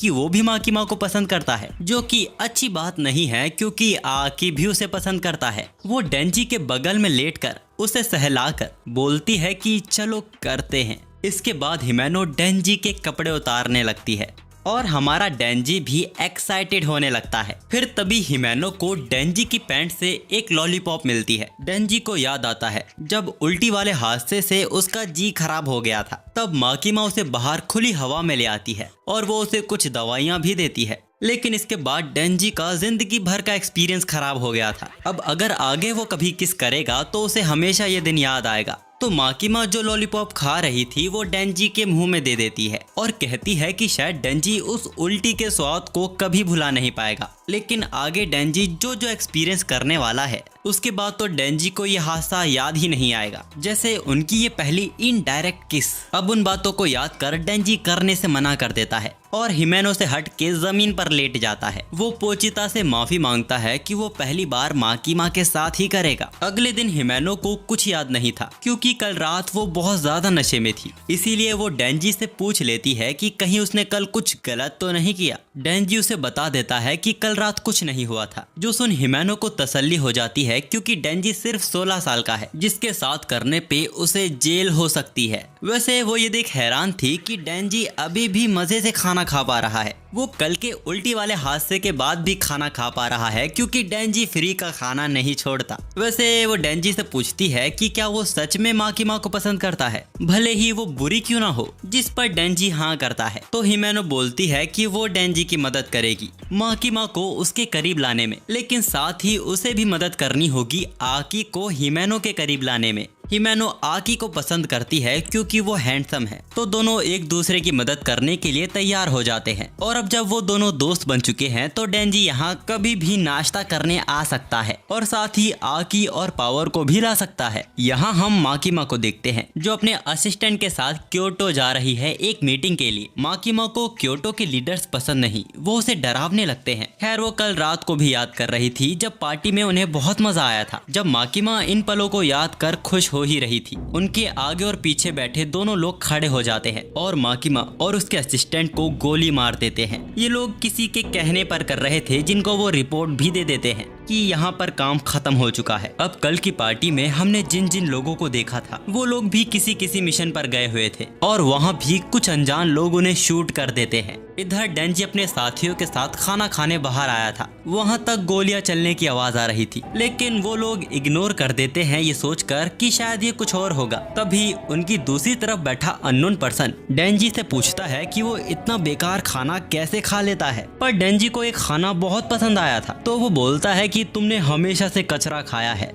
तो तुम्हें अच्छे बुरे स्वाद का पता ही नहीं है। उसकी ये बातें सभी को गुस्सा दिला रही थी और वो लोग जानते भी नहीं थे कि आखिर ये है कौन। अब वो आदमी अपने दादा के बारे में बात करने लगता है। वो कहता है कि वो बहुत अच्छे थे, वो हमेशा उसे एक्सपेंसिव रेस्टोरेंट लेकर जाते थे, पर वो याकुजा थे तो वो औरत और बच्चों को मारने जैसा बुरा काम भी करते थे। वो उन्हें उनकी फोटो दिखाता है और हम देखते हैं कि ये तो वही याकुजा गैंग का लीडर है और ये जानता है कि डेंजी ने ही पूरी याकुजा गैंग को खत्म किया था। ये आदमी उस चीज का बदला लेने तो आया ही है। साथ ही हमें इस आदमी से पता चलता है कि गन डेविल को डेंजी का दिल चाहिए। वो आदमी अपनी गन से हिमेनो और डेंजी को गोली मार देता है। फिर पावर तेजी से उस आदमी को घूंसा मारती है और आकी भी अपने फॉक्स डेविल को बुला लेता है जो कि उस आदमी को खा गया था। लेकिन ये आदमी फॉक्स डेविल से भी हजम नहीं होता। वो बताती है कि ये ना तो इंसान है और ना ही डेविल। वो आदमी फॉक्स डेविल को काटते हुए उसके अंदर से बाहर निकलता है। हम देखते हैं कि ये भी डेंजी की तरह अपने आप को ट्रांसफॉर्म कर सकता है। आकी पावर को हिमेनो के खून को रोकने को कहता है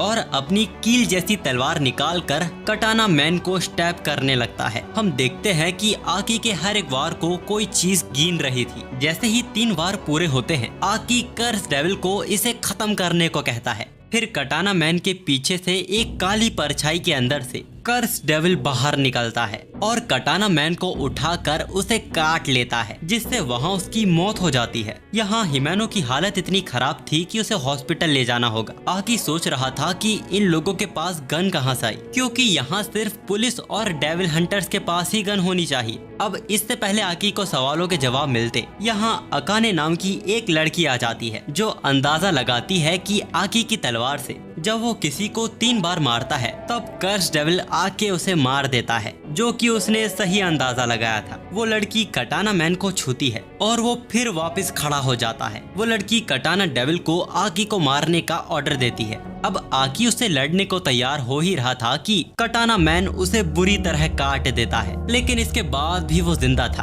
अकाने कटाना मैन को अपना काम पूरा करने को कहती है। हिमेनो पावर को आकी को बचाने को कहती है, पर पावर जानती थी कि वो उनके सामने कुछ भी नहीं है। हिमेनो का घोस्ट हैंड भी उनसे लड़ने से डर रहा था। अब तभी अचानक हिमेनो को खून की उल्टी हो जाती है। ये देख उसकी मौत इतनी करीब आ चुकी है, वो घोस्ट डेविल से एक और कॉन्ट्रैक्ट करती है कि अगर घोस्ट डेविल उसको उसकी पूरी पावर यूज करने देगी तो वो उसे अपना पूरा शरीर दे देगी। घोस्ट डेविल उसकी बात मानकर अपने पूरे असली रूप में बाहर आने लगता है और अपने अनेकों हाथों से कटाना मैन को दबोचने लगता है, पर कटाना मैन भी उसके हाथों को काटते जा रहा था। डेविल हंटर्स की जॉब में इतने डेविल हंटर्स मारे जाते हैं कि अब तो हिमेनो को आदत सी हो चुकी है, लेकिन आकी ऐसा नहीं है। जब भी उनके किसी पार्टनर की मौत होती है, आकी उनके लिए रोता है। हिमेनो को इस बात की खुशी थी कि कोई उनके लिए रोने वाला है। जिस तरह लड़ाई चलती जा रही थी, हिमेनो अपने शरीर के हिस्सों को खोती जा रही थी। इधर घोस्ट डेविल ने कटाना मैन को पूरी तरह दबोच लिया था और हिमेनो की भी सिर्फ मेन बॉडी ही बाकी रह गई थी। वो पूरी तरह गायब होने से पहले आकी को मरने से मना करती है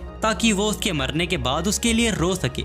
अब हिमेनो का सिर्फ सिर ही बाकी रह गया था। यहाँ कटाना मैन की भी हार लगभग हो ही चुकी थी, पर तभी अकाने अपने स्नेक डेविल को बुला लेती है जो घोस्ट डेविल की गर्दन उड़ा देता है। और अब हिमेनो भी पूरी तरह गायब हो चुकी थी और हिमेनो के पूरी तरह गायब होने के बाद पावर भी यहाँ से डर के भाग चुकी है। लेकिन उन्हें उससे कोई मतलब नहीं था, उन्हें तो बस डेंजी का दिल चाहिए था। पर हम देखते हैं कि हिमेनो का घोस्ट हैंड अब तक यहाँ मौजूद है, जो कि गायब होने से पहले डेंजी की चैन खींच देता है और डेंजी वापस खड़ा होता है चैनशो मैन बनकर। कटाना मैन बहुत ही गुस्से में था, वो डेंजी के टुकड़े करना चाहता था, लेकिन वो लड़की कहती है कि उसके दिल को कुछ नहीं होना चाहिए। वैसे डेंजी को भी बुरे लोग बहुत पसंद है, क्योंकि वो उन्हें बेझिझक चीर सकता है। अब इसके बाद डेंजी कटाना मैन के ऊपर टूट पड़ता है और इधर हम आगी को देखते हैं, जिसका काफी खून बह चुका था। अब डेंजी से लड़ने के लिए अकाने यहाँ बैकअप बुला लेती है और डेंजी और कटाना मैन के बीच भी घमासान बैटल चल रहा था।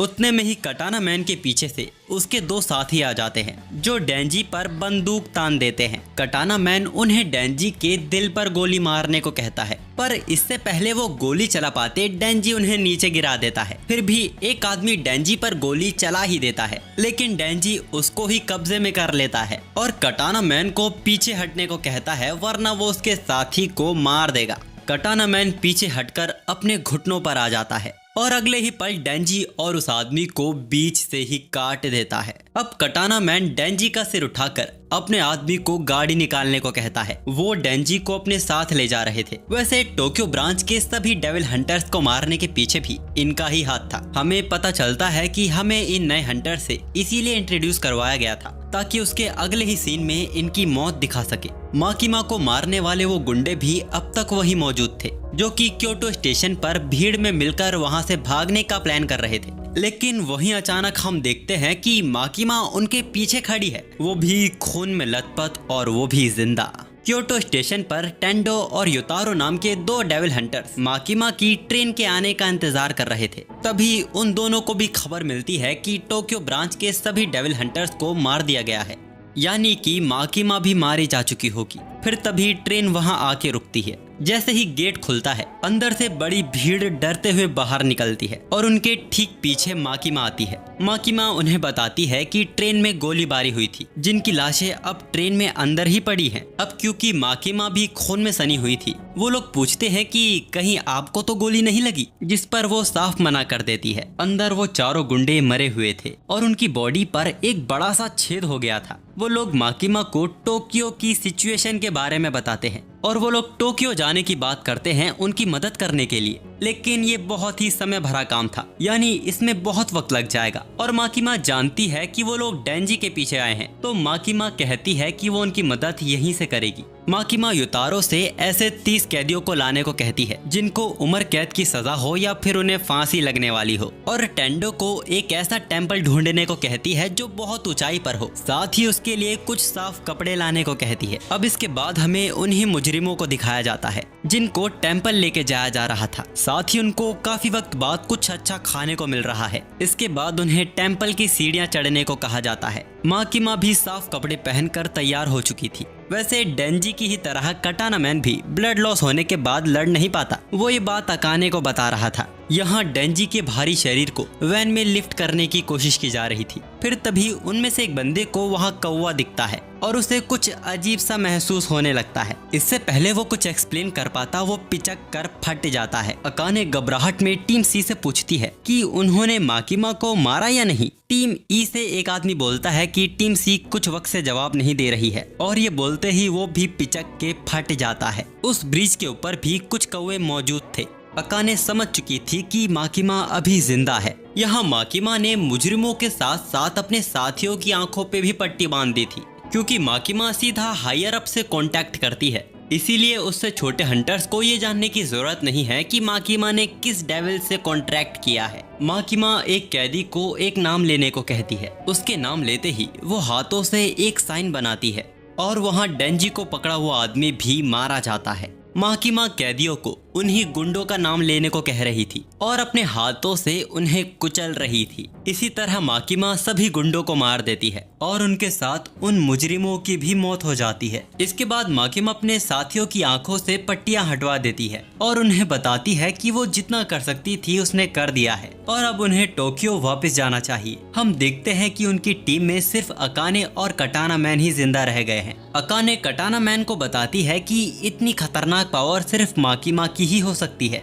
इसीलिए उन्हें डेंजी को लेकर यहाँ से जल्दी चले जाना चाहिए। पर तभी वो लोग दूर कोबेनी को देखते हैं जिसके एक हाथ में चाकू और दूसरे हाथ में रेडियो फोन था, जिससे कोबेनी को इनकी लोकेशन का पता चला था। हमें दिखाया जाता है कि कोबेनी और हिरोकाजु को मारने के लिए एक बूढ़ी औरत को भेजा गया था, जो वो सबसे पहली गोली हिरोकाजु की गर्दन पर मारती है और दूसरी गोली जो वो कोबेनी को मार रही थी उसके बीच हिरोकाजु आ जाता है और वहीं उसकी मौत हो जाती है। इधर अकाने अपना एक नियर सैक्रिफाइस कर स्नेक डेविल की पूंछ को बुलाती है, पर कोबेनी ने उसे इजीली डॉज कर लिया था और वो स्नेक डेविल के ऊपर ही तेजी से भागने लगती है। कटाना मैन कोबेनी पे शूट करता है, लेकिन कोबेनी की फुर्ती उसके हाथ को ही काट देती है। अब अकाने गन से कोबेनी पे शूट कर रही थी, लेकिन कोबेनी डेंजी की बॉडी को ही कवर की तरह यूज करने लगती है, जिससे अकाने और कटाना मैन को डेंजी की बॉडी को साथ ले जाने का मौका ही नहीं मिलता और वो लोग बिना डेंजी को साथ लिए वहां से भाग जाते हैं। यहाँ कोबेनी डेंजी से उस दिन के लिए माफी मांगती है जब वो उसे मारने की कोशिश कर रही थी। इसके बाद कोबेनी एक ही वक्त में हंसने और रोने लगती है। उसे वो पल याद आ रहा था जब उसने उस बूढ़ी औरत को उसकी ही गन से मारा था और उसके ही सामने हिरोकाजु की मौत हो गई थी। कोबेनी ने इस जॉब को छोड़ने का फैसला कर लिया था, नहीं तो वो इस जॉब में सच में पागल हो जाएगी।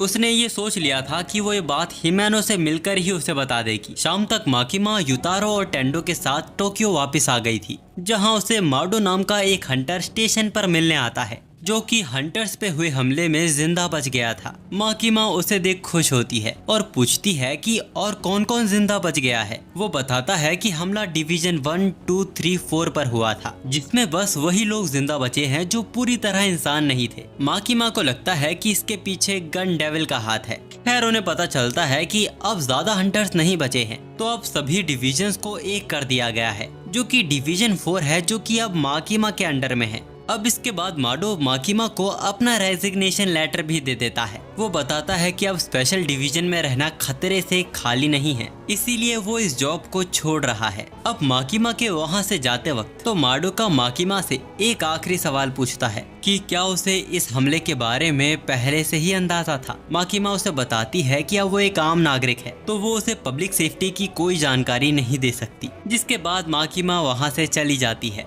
युतारो टेंडो घबराते हुए माकिमा से बोलते हैं कि वो यहाँ स्पेशल डिवीजन ज्वाइन करने नहीं आए हैं, वो तो बस माकिमा की मदद करने आए हैं, जिसके एक हफ्ते बाद वो यहाँ से वापस चले जाएंगे।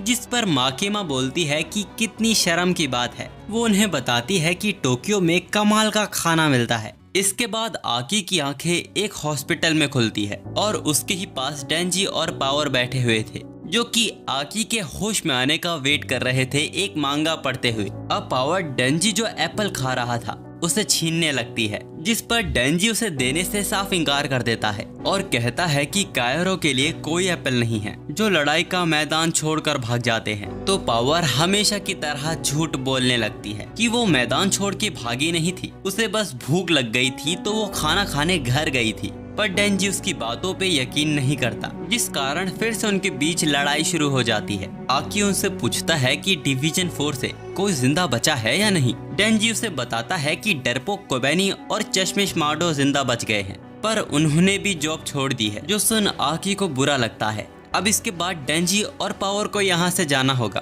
क्योंकि माकिमा ने उन्हें बुलाया है। पावर ये कहकर वहाँ से चली जाती है कि वो तो आकी के लिए लाए सेब खाने आई थी। डेंजी भी टेबल पर एक सेब रखकर वहाँ से चला जाता है। उनके जाने के बाद आकी अपनी तलवार उठाता है और कर्स डेविल से पूछता है कि अब उसके पास कितनी जिंदगी बची है। कर्स डेविल बाहर निकलता है और उसे बताता है कि उसकी जिंदगी में सिर्फ 2 साल ही बाकी रह गए हैं। अब बाकी अपनी सिगरेट निकालकर उसे पीने लगता है। जिस पल उसे हिमेनो की याद आ गई थी और वो वहीं फूट फूट कर रोना शुरू कर देता है। हम देखते हैं कि डेंजी अभी भी गेट के बाहर खड़ा था। असल में डेंजी यहाँ अपनी मांगा बुक साथ ले जाना भूल गया था, पर आकी का रोना सुन वो वहीं रुक जाता है। डेंजी सोच रहा था कि उसका रोना जायज है। आखिर आकी ने एक साथ कई दोस्तों को खोया है और अब हिमेनो भी मारी जा चुकी है। तभी डेंजी सोचता है कि उसे हिमेनो के लिए बुरा क्यों नहीं लग रहा है, क्योंकि हिमेनो पहली वो थी जो डेंजी से दोस्ती करना चाहती थी। फिर भी उसके मरने के बाद डेंजी को बिल्कुल रोना नहीं आया। डेंजी सोचता है कि पावर या फिर आकी के मरने पर वो शायद नहीं रोएगा। हो सकता है कि वो माकीमा के मरने पे वो 2-3 दिन दुखी हो जाए, पर उसके बाद वो वापस ठीक हो जाएगा। आखिर कोई अच्छा खाना, रहन सहन और नींद कैसे बर्बाद कर सकता है। शायद डेंजी के दिल के साथ उसकी इंसानियत भी मारी जा चुकी है, लेकिन वो इस बात पे ज्यादा ध्यान नहीं देता और माकीमा के पास चले जाते हैं। अब उनके जाने के बाद टोडो और योतारो आकी से मिलने आते हैं। आकी उन दोनों को नहीं जानता था, इसीलिए वो दोनों आकी को अपने आप से इंट्रोड्यूस करवाते हैं और वो बताते हैं कि माकीमा के कहने पर वो डिवीजन 4 को ट्रेनिंग देने आए हैं। इधर माकीमा पावर और डेंजी को कब्रिस्तान लेकर आई थी। पिछले हुए 2 हमलों से माकीमा समझ चुकी थी कि दुश्मन डेंजी के पीछे पड़े हुए हैं, इसीलिए डिवीजन 4 को और भी ताकतवर होना चाहिए। पर माकीमा के पास इतना वक्त नहीं है कि वो इन दोनों को ट्रेन करे, इसीलिए वो हिमेनो के टीचर किशिबे के पास इन दोनों को लाई है। वो माकीमा को चुप कर उन दोनों से कुछ सवाल करता है। उसका पहला सवाल था कि उनके पार्टनर्स के मरने पर उन्हें कैसा लग रहा है, जिस पर वो कहते हैं कि उन्हें घंटा फर्क नहीं पड़ता। उसका दूसरा सवाल था कि क्या वो अपने पार्टनर्स का बदला लेना चाहते हैं, पर इसमें भी उन दोनों को कोई इंटरेस्ट नहीं था। उसका आखिरी सवाल था कि वो दोनों किसकी तरफ है, इंसानों की या फिर डेविल्स की। डेंजी कहता है कि जो उसे अच्छे से पालेगा वो उसकी तरफ है और वही पावर उसकी तरफ है जो जीत रहा हो। उनके ये जवाब सुनकर किशिबे उनसे इम्प्रेस हो जाता है और माकीमा को वहां से भेज देता है, क्योंकि वो ट्रेनिंग शुरू करने वाला है। माकीमा के जाने के बाद किशिबे अपने आप को इंट्रोड्यूस करवाता है और बताता है कि उसे बहुत अच्छा लगता है जब उसे लोग टीचर या सेंसे कहकर बुलाते हैं, और किशिबे असल में स्पेशल डिवीजन का डेविल हंटर है। वो बताता है कि उसे दारू, लड़की और डेविल्स को मारना अच्छा लगता है, और ये कहते साथ ही किशिबे उन दोनों की गर्दन इतनी जोरों से दबाता है कि उन दोनों का दम घुटने लगता है। किशिबे उन दोनों की गर्दन तोड़ देता है, जिसके बाद वो दोनों हिल भी नहीं पा रहे थे। किशिबे उन दोनों को बताता है कि उनकी बॉडी भी इंसानों की तरह ही कमजोर है। इसके बाद वो उन दोनों को खून पिलाता है ताकि वो दोनों अपने आप को रिकवर कर सके। किशिबे शुरू में ही ये क्लियर कर देता है कि वो माकीमा के कहने पर उन दोनों को ट्रेनिंग दे रहा है, क्योंकि किसी कारण गन डेविल डेंजी के दिल के पीछे पड़ा है और इसीलिए माकीमा परेशान है क्योंकि डेंजी बहुत कमजोर है। वो बताता है कि उसने आज तक कई लोगों को ट्रेन किया है, पर डेविल्स को ट्रेन करने का उसके पास कोई एक्सपीरियंस नहीं है। पर लीटर भर शराब पीने के बाद उसे एक सुझाव आया, क्योंकि किशिबे सबसे पावरफुल डेविल हंटर है, तो जो डेविल उसे हरा देगा वो सबसे पावरफुल डेविल होगा। यानी किशिबे उन दोनों को तब तक मारता रहेगा जब तक वो उसे हरा नहीं देते। पावर कहती है कि इसका तो स्क्रू ढीला है। किशिबे उन दोनों को मारने वापस आगे बढ़ रहा था। पावर अपने ब्लड से एक हथौड़ा बनाकर डेंजी को देती है और किशिबे को मारने जाता है, पर किशिबे अपने चाकू से पहले तो डेंजी के सीने में और फिर उसके सिर में चाकू घुसा देता है। पावर भी कोशिश करती है, लेकिन किशिबे उसकी गर्दन को भी काट देता है, जिसके बाद वो दोनों ही जमीन पर पड़े तड़प रहे थे। जब किशिबे छोटा था तब वो अपने खिलौने तोड़ दिया करता था, क्योंकि वो बहुत ताकतवर था, पर अब उसे ऐसे खिलौने मिल गए हैं जो लगभग अमर हैं, यानी वो उन्हें तब तक मार सकता है जब तक वो उन्हें सबसे ताकतवर नहीं बना देता। यहाँ आकी को पता चलता है कि फॉक्स डेविल उससे नाराज है, यानी अब वो उसके बुलाने पे नहीं आने वाली, और अब उसके पास जितनी लाइफ बची है उसमें वो कर्स डेविल को भी 2-3 बार ही बुला सकता है। अगर दूसरे शब्दों में कहा जाए तो अब आकी के पास कोई भी डेविल कॉन्ट्रैक्ट नहीं बचा है। इसीलिए ये दोनों यहाँ आए हैं आकी को सुझाव देने कि अब आकी को रिटायर हो जाना चाहिए और अपनी बची कुछ जिंदगी को चैन से जीना चाहिए। पर अगर वो चाहे तो वो कंटिन्यू भी कर सकता है, पर उसके लिए उसे किसी ताकतवर डेविल से कॉन्ट्रैक्ट करना होगा। आकी सोचकर जवाब देता है कि वो डेविल हंटर की जॉब नहीं छोड़ेगा, क्योंकि अभी उसके अपनों का बदला पूरा नहीं हुआ है अब आकी का जवाब सुनने के बाद वो लोग वापस जा रहे थे, लेकिन कल वो फिर वापस आएंगे। युतारो को उनके कई सीनियर्स की बातों पर आज उन्हें यकीन हो गया था कि सच में स्पेशल डिवीजन के हंटर्स गधे होते हैं। अब उनके जाने के बाद आकी के कमरे में एक लड़की उससे मिलने आती है, जिसको यहाँ देख वो हैरान हो गया था। दूसरी तरफ हम डेंजी और पावर को देखते हैं, जहां अब तक शाम हो चुकी थी। किशिबे ने उनकी मार मार के ऐसी हालत कर दी थी कि वो लोग खड़े भी नहीं हो पा रहे थे। किशिबे वहां से जाते हुए बोलता है कि कल वो उनसे मिलने सुबह उनके घर आएगा। अब उसके जाने के बाद डेंजी जमीन पे गिर जाता है। पावर को लगा कि डेंजी पिटाई से पागल हो गया है, इसीलिए वो उसे मार मार के उसे उठाने की कोशिश करती है। अब इसके कुछ देर बाद डेंजी होश में आ जाता है और पावर से पूछता है कि आज वो कितनी बार मरा था। अब पावर खुद भी ज्यादा वक्त होश में नहीं थी। वो अंदाजा देकर बोलती है कि शायद 20 बार। अब वो दोनों शिकायत करते हुए वापस घर की ओर जा रहे थे। डेंजी कहता है कि अगर ऐसा ही चलता रहा तो उसकी लाइफ वापस नर्क हो जाएगी। उनके पास भागने का भी कोई चारा नहीं था, क्योंकि पब्लिक सेफ्टी वाले उन्हें ढूंढ के मार ही देंगे। डेंजी को किशिबे पे बहुत ही गुस्सा आ रहा था। तभी पावर को एक आइडिया आता है। वो सोचती है कि उस शराबी का शराब पी पी कर उसका दिमाग सड़ गया होगा, तो अगर वो अपना दिमाग चलाएं तो उसे आसानी से मार सकते हैं। डेंजी को भी पावर की बात में दम लगता है। अब अगले दिन डेंजी और पावर पूरी तैयारी के साथ किशिबे का वेट करने लगते हैं। उन्होंने गॉगल्स पहने हुए थे ताकि वो स्मार्ट लगे। अब जैसे ही किशिबे उनके दरवाजे पर आता है, पावर अपने ब्लड से बने भाले को किशिबे के सर पे निशाना लगाती है, पर किशिबे ने अपने आप को बचा लिया था। इसी से ऊपर वाले फ्लोर में पावर ने कई सारी बोतलों में अपना खून जमा किया हुआ था, जिसका यूज वो अब भाला बनाकर करती है। पर किशिबे उनसे भी बचकर उन्हें तोड़ना शुरू कर देता है। डेंजी पीछे से आकर किशिबे पे कुल्हाड़ी से हमला कर रहा था, पर किशिबे उसके मुंह पर एक लात मारता है और डेंजी नीचे गिर जाता है। यानी उन दोनों का प्लान बुरी तरह फेल हो गया था। वैसे किशिबे उनके प्लान की तारीफ करता है और उन्हें इस प्लान की थोड़ी कमी भी बताता है कि पावर ने इस प्लान में अपने खून का कुछ ज्यादा ही यूज कर लिया था, जिस चक्कर में अब वो अपने आप को हिला भी नहीं पा रही। और डेंजी इसीलिए हारा क्योंकि वो किशिबे के अटैक को देख नहीं पाया, पर वो उनसे इम्प्रेस है, इसलिए वो कहता है कि आज के लिए इतना ही काफी है। ये बात डेंजी पावर को बताता है, जो सुन पावर को राहत मिलती है। अब डेंजी वापस खड़ा होने जा रहा था, तभी वो देखता है कि किशिबे का चाकू उसके माथे पे आके लगा है। किशिबे बोलता है कि कभी भी शिकार को शिकारी पे भरोसा नहीं करना चाहिए। दूसरी तरफ टेंडो और युतारो आकी को एक स्पेशल फैकल्टी में लेकर आए थे। ये लोग आकी को एक नए डेविल से मिलवाने आए हैं, जिससे आकी को कॉन्ट्रैक्ट करना होगा, क्योंकि पब्लिक सेफ्टी में काम करना खुद खुशी से कम नहीं है। तो इसके लिए आकी को एक ताकतवर डेविल से कॉन्ट्रैक्ट करना होगा, और ताकतवर डेविल से कॉन्ट्रैक्ट करने का मतलब है कि उसकी कीमत भी बड़ी देनी होगी। और ये वो जगह है जहाँ पब्लिक सेफ्टी हंटर्स के द्वारा डेविल्स को जिंदा पकड़ के रखा गया है, और इनमें से ही आकी को एक अच्छे डेविल के साथ कॉन्ट्रैक्ट करना है। कुछ देर बाद युतारो आकी से पूछता है कि वो सुंदर लड़की क्या तुम्हारी गर्लफ्रेंड थी, जिस पर हमें पता चलता है कि वो हिमेनो की छोटी बहन थी, जो आकी को कुछ लेटर देने आई थी, जो हिमेनो अक्सर अपनी छोटी बहन को लिखा करती थी। हिमेनो की ही इच्छा थी कि आकी भी इन लेटर्स को पढ़े। वो देखता है कि हिमेनो अक्सर उन लेटर्स में उसकी ही बातें करा करती थी, कि कैसे वो उसे मनाने की कोशिश कर रही है कि वो दोनों डेविल हंटर्स का काम छोड़ दे, लेकिन वो मान ही नहीं रहा।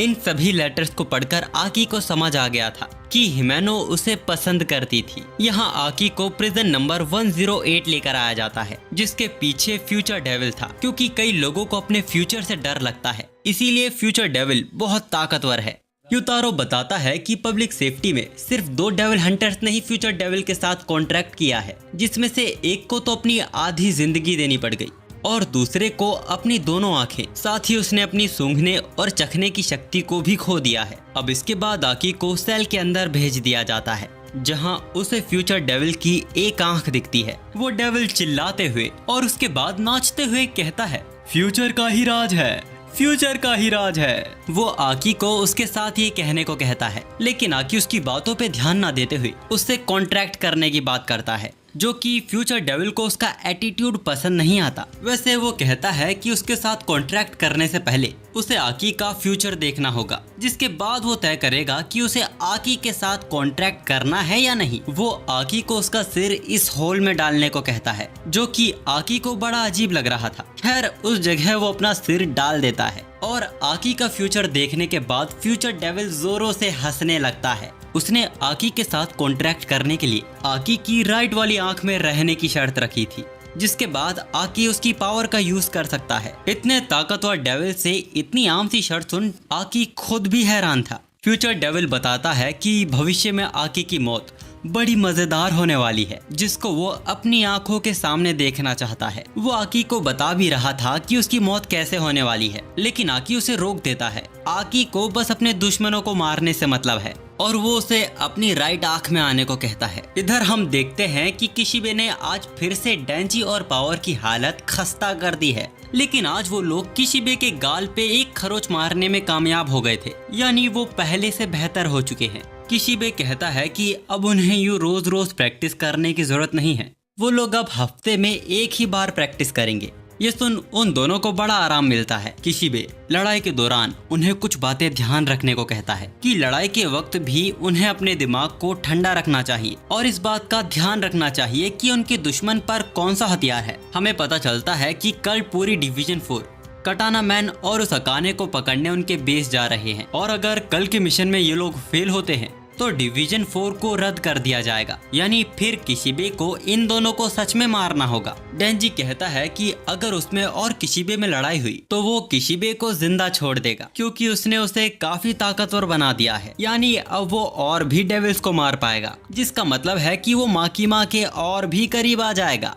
इसके बाद किशिबे माकीमा से मिलने जाता है, जो कि उम्मीद कर रही थी कि किशिबे ऐसे ही डेंजी और पावर को ट्रेन करता रहेगा, लेकिन अब किशिबे का मन उनसे हटता जा रहा है। असल में किशिबे ने आज तक जितनों को भी ट्रेन किया है वो सब आखिर में मारे जाते हैं, जिस कारण किशिबे ने दारू पीना शुरू कर दिया है। उसने नहीं सोचा था कि उसे डेंजी और पावर के मरने से फर्क पड़ेगा, लेकिन अब उसे भी उनसे लगाव होने लगा है। खैर माकीमा उससे पूछती है कि उसने उसे क्यों बुलाया है। किशिबे कहता है कि वो जानता है कि पब्लिक सेफ्टी को डिविजन्स पे हुए इन हमलों के बारे में पहले से ही अंदाजा था। माकीमा कहती है कि हमला तो उस पर भी हुआ था। वो कहता है कि उसे तब तक फर्क नहीं पड़ता जब तक तुम लोगों की भलाई के लिए काम कर रही हो। माकीमा भी कहती है कि वो जितने हो सके उतने इंसानों को डेविल से बचाना चाहती है, और अगर कल का उनका मिशन कामयाब हो जाता है तो पब्लिक के बीच स्पेशल डिवीजन की इमेज और भी अच्छी हो जाएगी, जिससे उन्हें और भी फ्रीडम मिल सकती है। फिर वो और भी लोगों को बचा पाएंगे, जिस पर किशिबे उसे झूठी बोलता है। दूसरी तरफ अकाने और कटाना मैन अपने आदमियों के साथ एक बिल्डिंग में छिपे हुए थे और दोनों को किसी सेफ जगह पहुंचाने का प्लान चल रहा था। पर अकाने जानती थी कि जब तक माकीमा जिंदा है पूरे जापान में उनके लिए कोई सेफ जगह नहीं है, इसीलिए उनका यहीं रुकना ज्यादा बेहतर होगा। कटाना मैन गुस्से में बोलता है अगर आज उसके दादा जिंदा होते तो उन्हें ऐसे भागना नहीं पड़ता, और उसे डेंजी के जिंदा होने पे ज्यादा गुस्सा आ रहा था। वैसे इन्हें कटाना मैन की चिंता करने की कोई जरूरत नहीं है, क्योंकि अगर वो मर भी गया तो उसे वापस जिंदा किया जा सकता है। इसीलिए अकाने उनके आदमियों से इस चीज का ध्यान रखने को कहती है कि कोई उन्हें काट ना ले। हमें पता चलता है कि जाने से पहले कटाना मैन के दादाजी उसके लिए तोहफे छोड़ के गए थे, जो कि इस बिल्डिंग के पहले फ्लोर पे कई सारे ज़ॉम्बीज है, जो अगर किसी को भी काट लेते हैं तो वो भी ज़ॉम्बी में बदल जाएगा। अब रास्ते में जाते वक्त युतारो बताता है कि आज वो दोनों क्योटो वापस जा रहे हैं, यानी उनकी ये आकी से आखिरी मुलाकात है। तो वो पूछता है कि क्या आकी सच में गन डेविल को मारना चाहता है, क्योंकि कटाना मैन और उसके साथियों से तो वो पिटकर आ गया था। तो क्या वो सच में गन डेविल को हरा सकता है जिसने पूरी दुनिया में लाखों लोगों की जान ली है। असल में ये दोनों भी गन डेविल की वजह से ही हंटर बने थे, पर वो उसको मारने का सपना नहीं देखते, क्योंकि वो ये जानते हैं कि उसे मारना नामुमकिन है। युतारो कहता है कि उसे आकी की शक्ल देखकर ही गुस्सा आता है, क्योंकि आकी एक कमजोर इंसान है जो दिखाता है कि वो बहुत ताकतवर है। आकी कहता है कि उसे फर्क नहीं पड़ता कि लोग उसके बारे में क्या कहते हैं या क्या सोचते हैं, वो बस कर दिखाने में बिलीव रखता है, और अगर वो फेल हो जाता है तो तुम मेरी मौत पे हंस सकते हो, ऐसा आकी युतारो से कहता है। अब आकी को हेडक्वार्टर छोड़ने के बाद युतारो उसे एक ड्रिंक देता है और कहता है कि भले ही वो उसे पसंद नहीं करता, लेकिन वो उसके सपने को सपोर्ट करता है, और जाने से पहले वो उसे एक सीख देता है कि स्पेशल डिवीजन में सभी लोग पागल होते हैं, तो वो उसे अपना ध्यान रखने को कहता है। दूसरी तरफ माकिमा याकुजा गैंग के करंट बॉस से मिलने आई थी। वो आदमी कहता है कि हंटर्स पर हमला उसके ऑर्डर पर नहीं हुआ था। इसके पीछे अकाने नाम की लड़की थी जिसने गैंग मेंबर्स का सौदा गन डेविल से करवाया था। माकिमा पूछती है कि किस तरह का सौदा। वो बताता है कि बंदूक और गोलियों के बदले उन्होंने गन डेविल को 20,000 येन दिए थे, मतलब कि डेविल्स को भी पैसों की जरूरत पड़ती है। माकिमा उसे उसकी गैंग के सभी मेंबर्स के नाम इस कागज पर लिखने को कहती है। वो ऐसा करने के लिए मान भी गया था। उसने सोचा कि माकिमा ज्यादा से ज्यादा उन्हें जेल में डाल देगी, पर माकिमा को उनके अलावा बाकी गैंग मेंबर के भी नाम चाहिए थे, पर वो ऐसा नहीं कर सकता वरना उनके बीच लड़ाई छिड़ जाएगी। माकिमा कहती है कि इसमें ही पब्लिक की भलाई है। तो बॉस माकिमा को नेसेसरी एविल का ज्ञान देने लगता है, वो बुराई जिसको करने से सबका भला हो। वो कहता है कि अगर सारी गैंग एक दूसरे में लड़कर ही खत्म हो जाएंगी तो बाहर की माफिया गैंग यहाँ आने की कोशिश करेंगी। और वो कहता है कि चाइना और रशिया माफिया गैंग तो उनसे भी बुरी है। उनके सामने तो वो लोग बहुत ही भोले हैं और इनकी ही वजह से बाहर की माफिया गैंग अब तक रुकी हुई है। तो माकिमा अपने साथ लाई एक बैग को निकालती है। बॉस को लगा कि माकिमा उसे रिश्वत देने की कोशिश कर रही है, लेकिन इसके अंदर पैसे नहीं थे, बल्कि इसके अंदर यहाँ पे खड़े सभी लोगों का कुछ कीमती सामान था। इसके अंदर यहाँ खड़े हर एक के फैमिली मेंबर की आंखें हैं। बॉस उस बैग को खोलकर देखता है तो सच में इसमें बहुत सारी आंखें थी, पर चिंता की कोई बात नहीं थी। माकिमा किसी को जानती है जो ये आंखें वापस लगा सकता है। अगर ये लोग उसका काम कर दे तो वो उन्हें उनसे मिलवा सकती है। तभी एक आदमी गुस्से में माकिमा को पंच मारने वाला था, पर जैसे ही माकिमा उसे देखती है उसे अचानक ही कुछ हो जाता है। उस आदमी की नाक से खून बहने लगता है और वहीं उसकी मौत हो जाती है। अब माकिमा बड़े डरावने तरीके से बॉस से कहती है कि नेसेसरी एविल तो एक बहाना है अपने गुनाहों को जस्टिफाई करने का। समाज को इन चोचलेबाजों की कोई जरूरत नहीं है। अब दूसरी तरफ हम देखते हैं कि कटाना मैन और अकाने जिस बिल्डिंग में छिपी हुई थी उस बिल्डिंग को पुलिस ने चारों ओर से घेर लिया है। कटाना मैन और अकाने भी सबको मारने के लिए और डेंजी का दिल चुराने के लिए एकदम तैयार थे और यहाँ स्पेशल डिवीजन भी पहुँच चुकी थी। अपनी ट्रेनिंग की वजह से पावर और डेंजी बहुत ही कॉन्फिडेंट थे। आकी किशिबे से पूछता है कि प्लान क्या है, जिस पर किशिबे बोलता है कि कोई प्लान नहीं है, ये लोग सीधा हमला करने वाले हैं। जिसके बाद आकी और टीम बिल्डिंग के अंदर जाते हैं।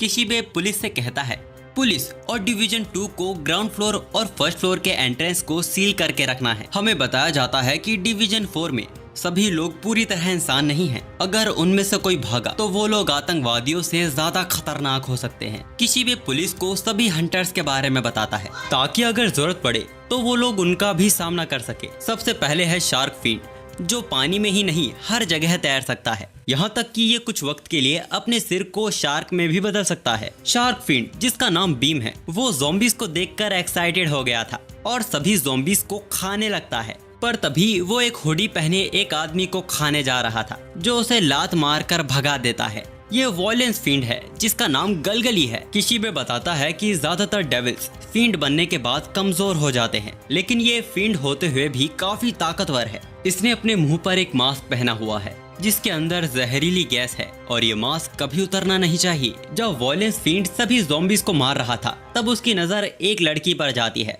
जिसको वो यहाँ से भागने को कहता है, पर जब वो मुड़ती है तो उसे पता चलता है कि ये तो स्पाइडर डेविल है। किशिबे बताता है कि ये डेविल ज्यादातर वक्त इंसानी रूप में ही होती है और जो डेविल इंसानों के रूप में रहते हैं वो ज्यादातर फ्रेंडली होते हैं, पर आखिर में वो है तो डेविल ही। स्पाइडर डेविल जिसका नाम प्रिंसी है, वो भी अपने डेविल फॉर्म में आके हर एक ज़ॉम्बी को मार रही थी। तभी एक ज़ॉम्बी की गर्दन लुढ़कते हुए एक लड़के से टकराती है जो कि कहता है कि इससे मेरा जूता गंदा हो गया, और फिर वो उसको ही उठा के उसे खाने लगता है। ये एंजल डेविल है जो कि लड़कियों जैसा दिखता है पर अंदर से है ये भी मर्दाना ही। और किशिबे बताता है कि ये एक स्पेशल केस है। वैसे इसकी इंसानों से कोई दुश्मनी नहीं है, लेकिन कोई भी हंटर इससे फिजिकल कॉन्ट्रैक्ट नहीं कर सकता क्योंकि जब भी कोई इसे छूता है उसकी उम्र कम होने लगती है। उसी वक्त आकी भी आ जाता है जो अपनी तलवार से सभी ज़ॉम्बीज को काटने लगता है। एंजल डेविल आकी से एक रुमाल मांगता है तो आकी उसके पास जाके उसे अपना रुमाल दे देता है। एंजल डेविल हैरान था कि आकी उसके इतना करीब आ गया। असल में आकी जानता था कि जब तक वो उसे डायरेक्टली नहीं छूता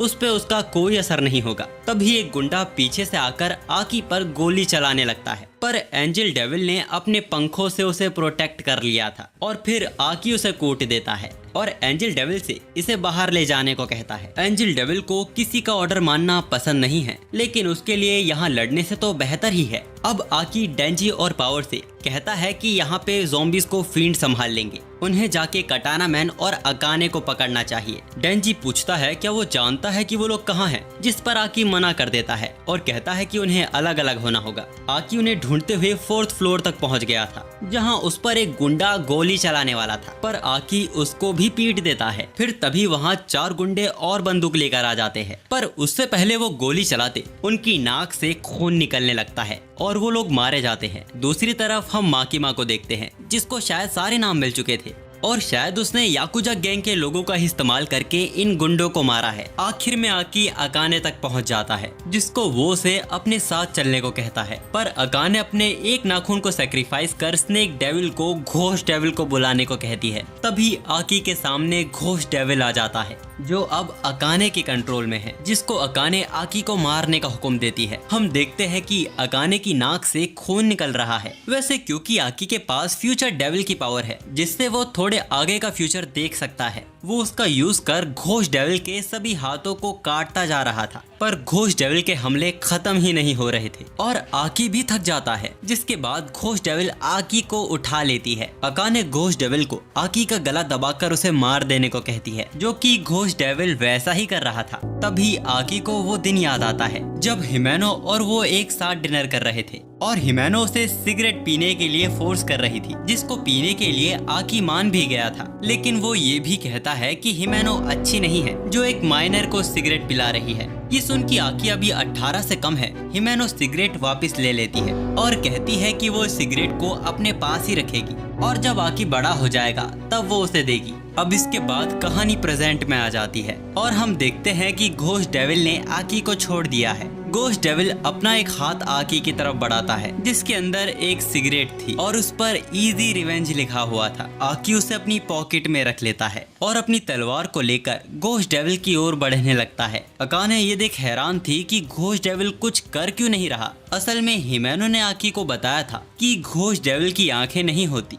वो सिर्फ डर को देख सकते हैं और अभी आकी के अंदर का डर खत्म हो गया है, जिसके बाद वो घोस्ट डेविल के ऊपर चढ़ जाता है और हिमेनो से कहता है कि वो भी जल्द उसके पास आ रहा है, जिसके बाद आकी उसकी गर्दन काट देता है। अकाने ये देख हैरान हो जाती है और जल्दी स्नेक डेविल को बुलाने वाली थी, पर उससे पहले कोबैनी उसकी गर्दन पर चाकू रख चुकी थी। आकी कोबैनी को उसे मारने से मना करता है और पूछता है कि कोबैनी ने अब तक पब्लिक सेफ्टी छोड़ा क्यों नहीं, जिस पर वो बताती है कि उन्हें बोनस मिलने वाला है। दूसरी तरफ डेंजी और पावर लिफ्ट से ऊपर वाले फ्लोर पर जा रहे थे और इस दौरान पावर एक ज़ॉम्बी का हाथ खा रही थी, जिसको देख डेंजी को घिन आ रही थी। पावर कहती है कि मीट तो मीट होता है, पर डेंजी को ये पसंद नहीं आता, इसीलिए उन दोनों में लड़ाई हो जाती है। तभी उनकी लिफ्ट एक फ्लोर पर आके रुकती है, जो फ्लोर पूरी तरह ज़ॉम्बी से भरा हुआ था। डेंजी पावर को शांत होने को कहता है, क्योंकि अभी तक इन ज़ॉम्बीज ने उन्हें नोटिस नहीं किया था। तो पावर वहाँ चिल्ला के अपना नाम चिल्लाने लगती है और डेंजी को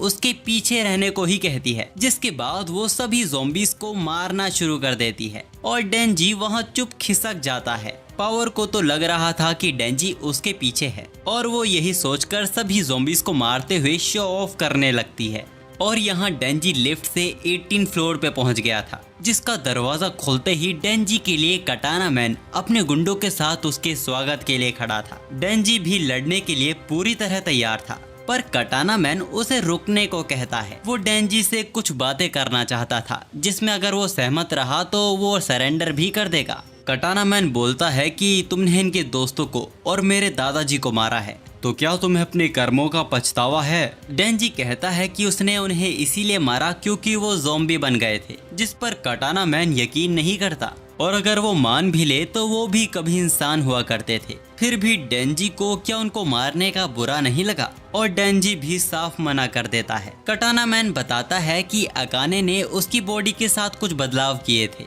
और उसके दिल को कटाना डेविल से चेंज कर दिया था।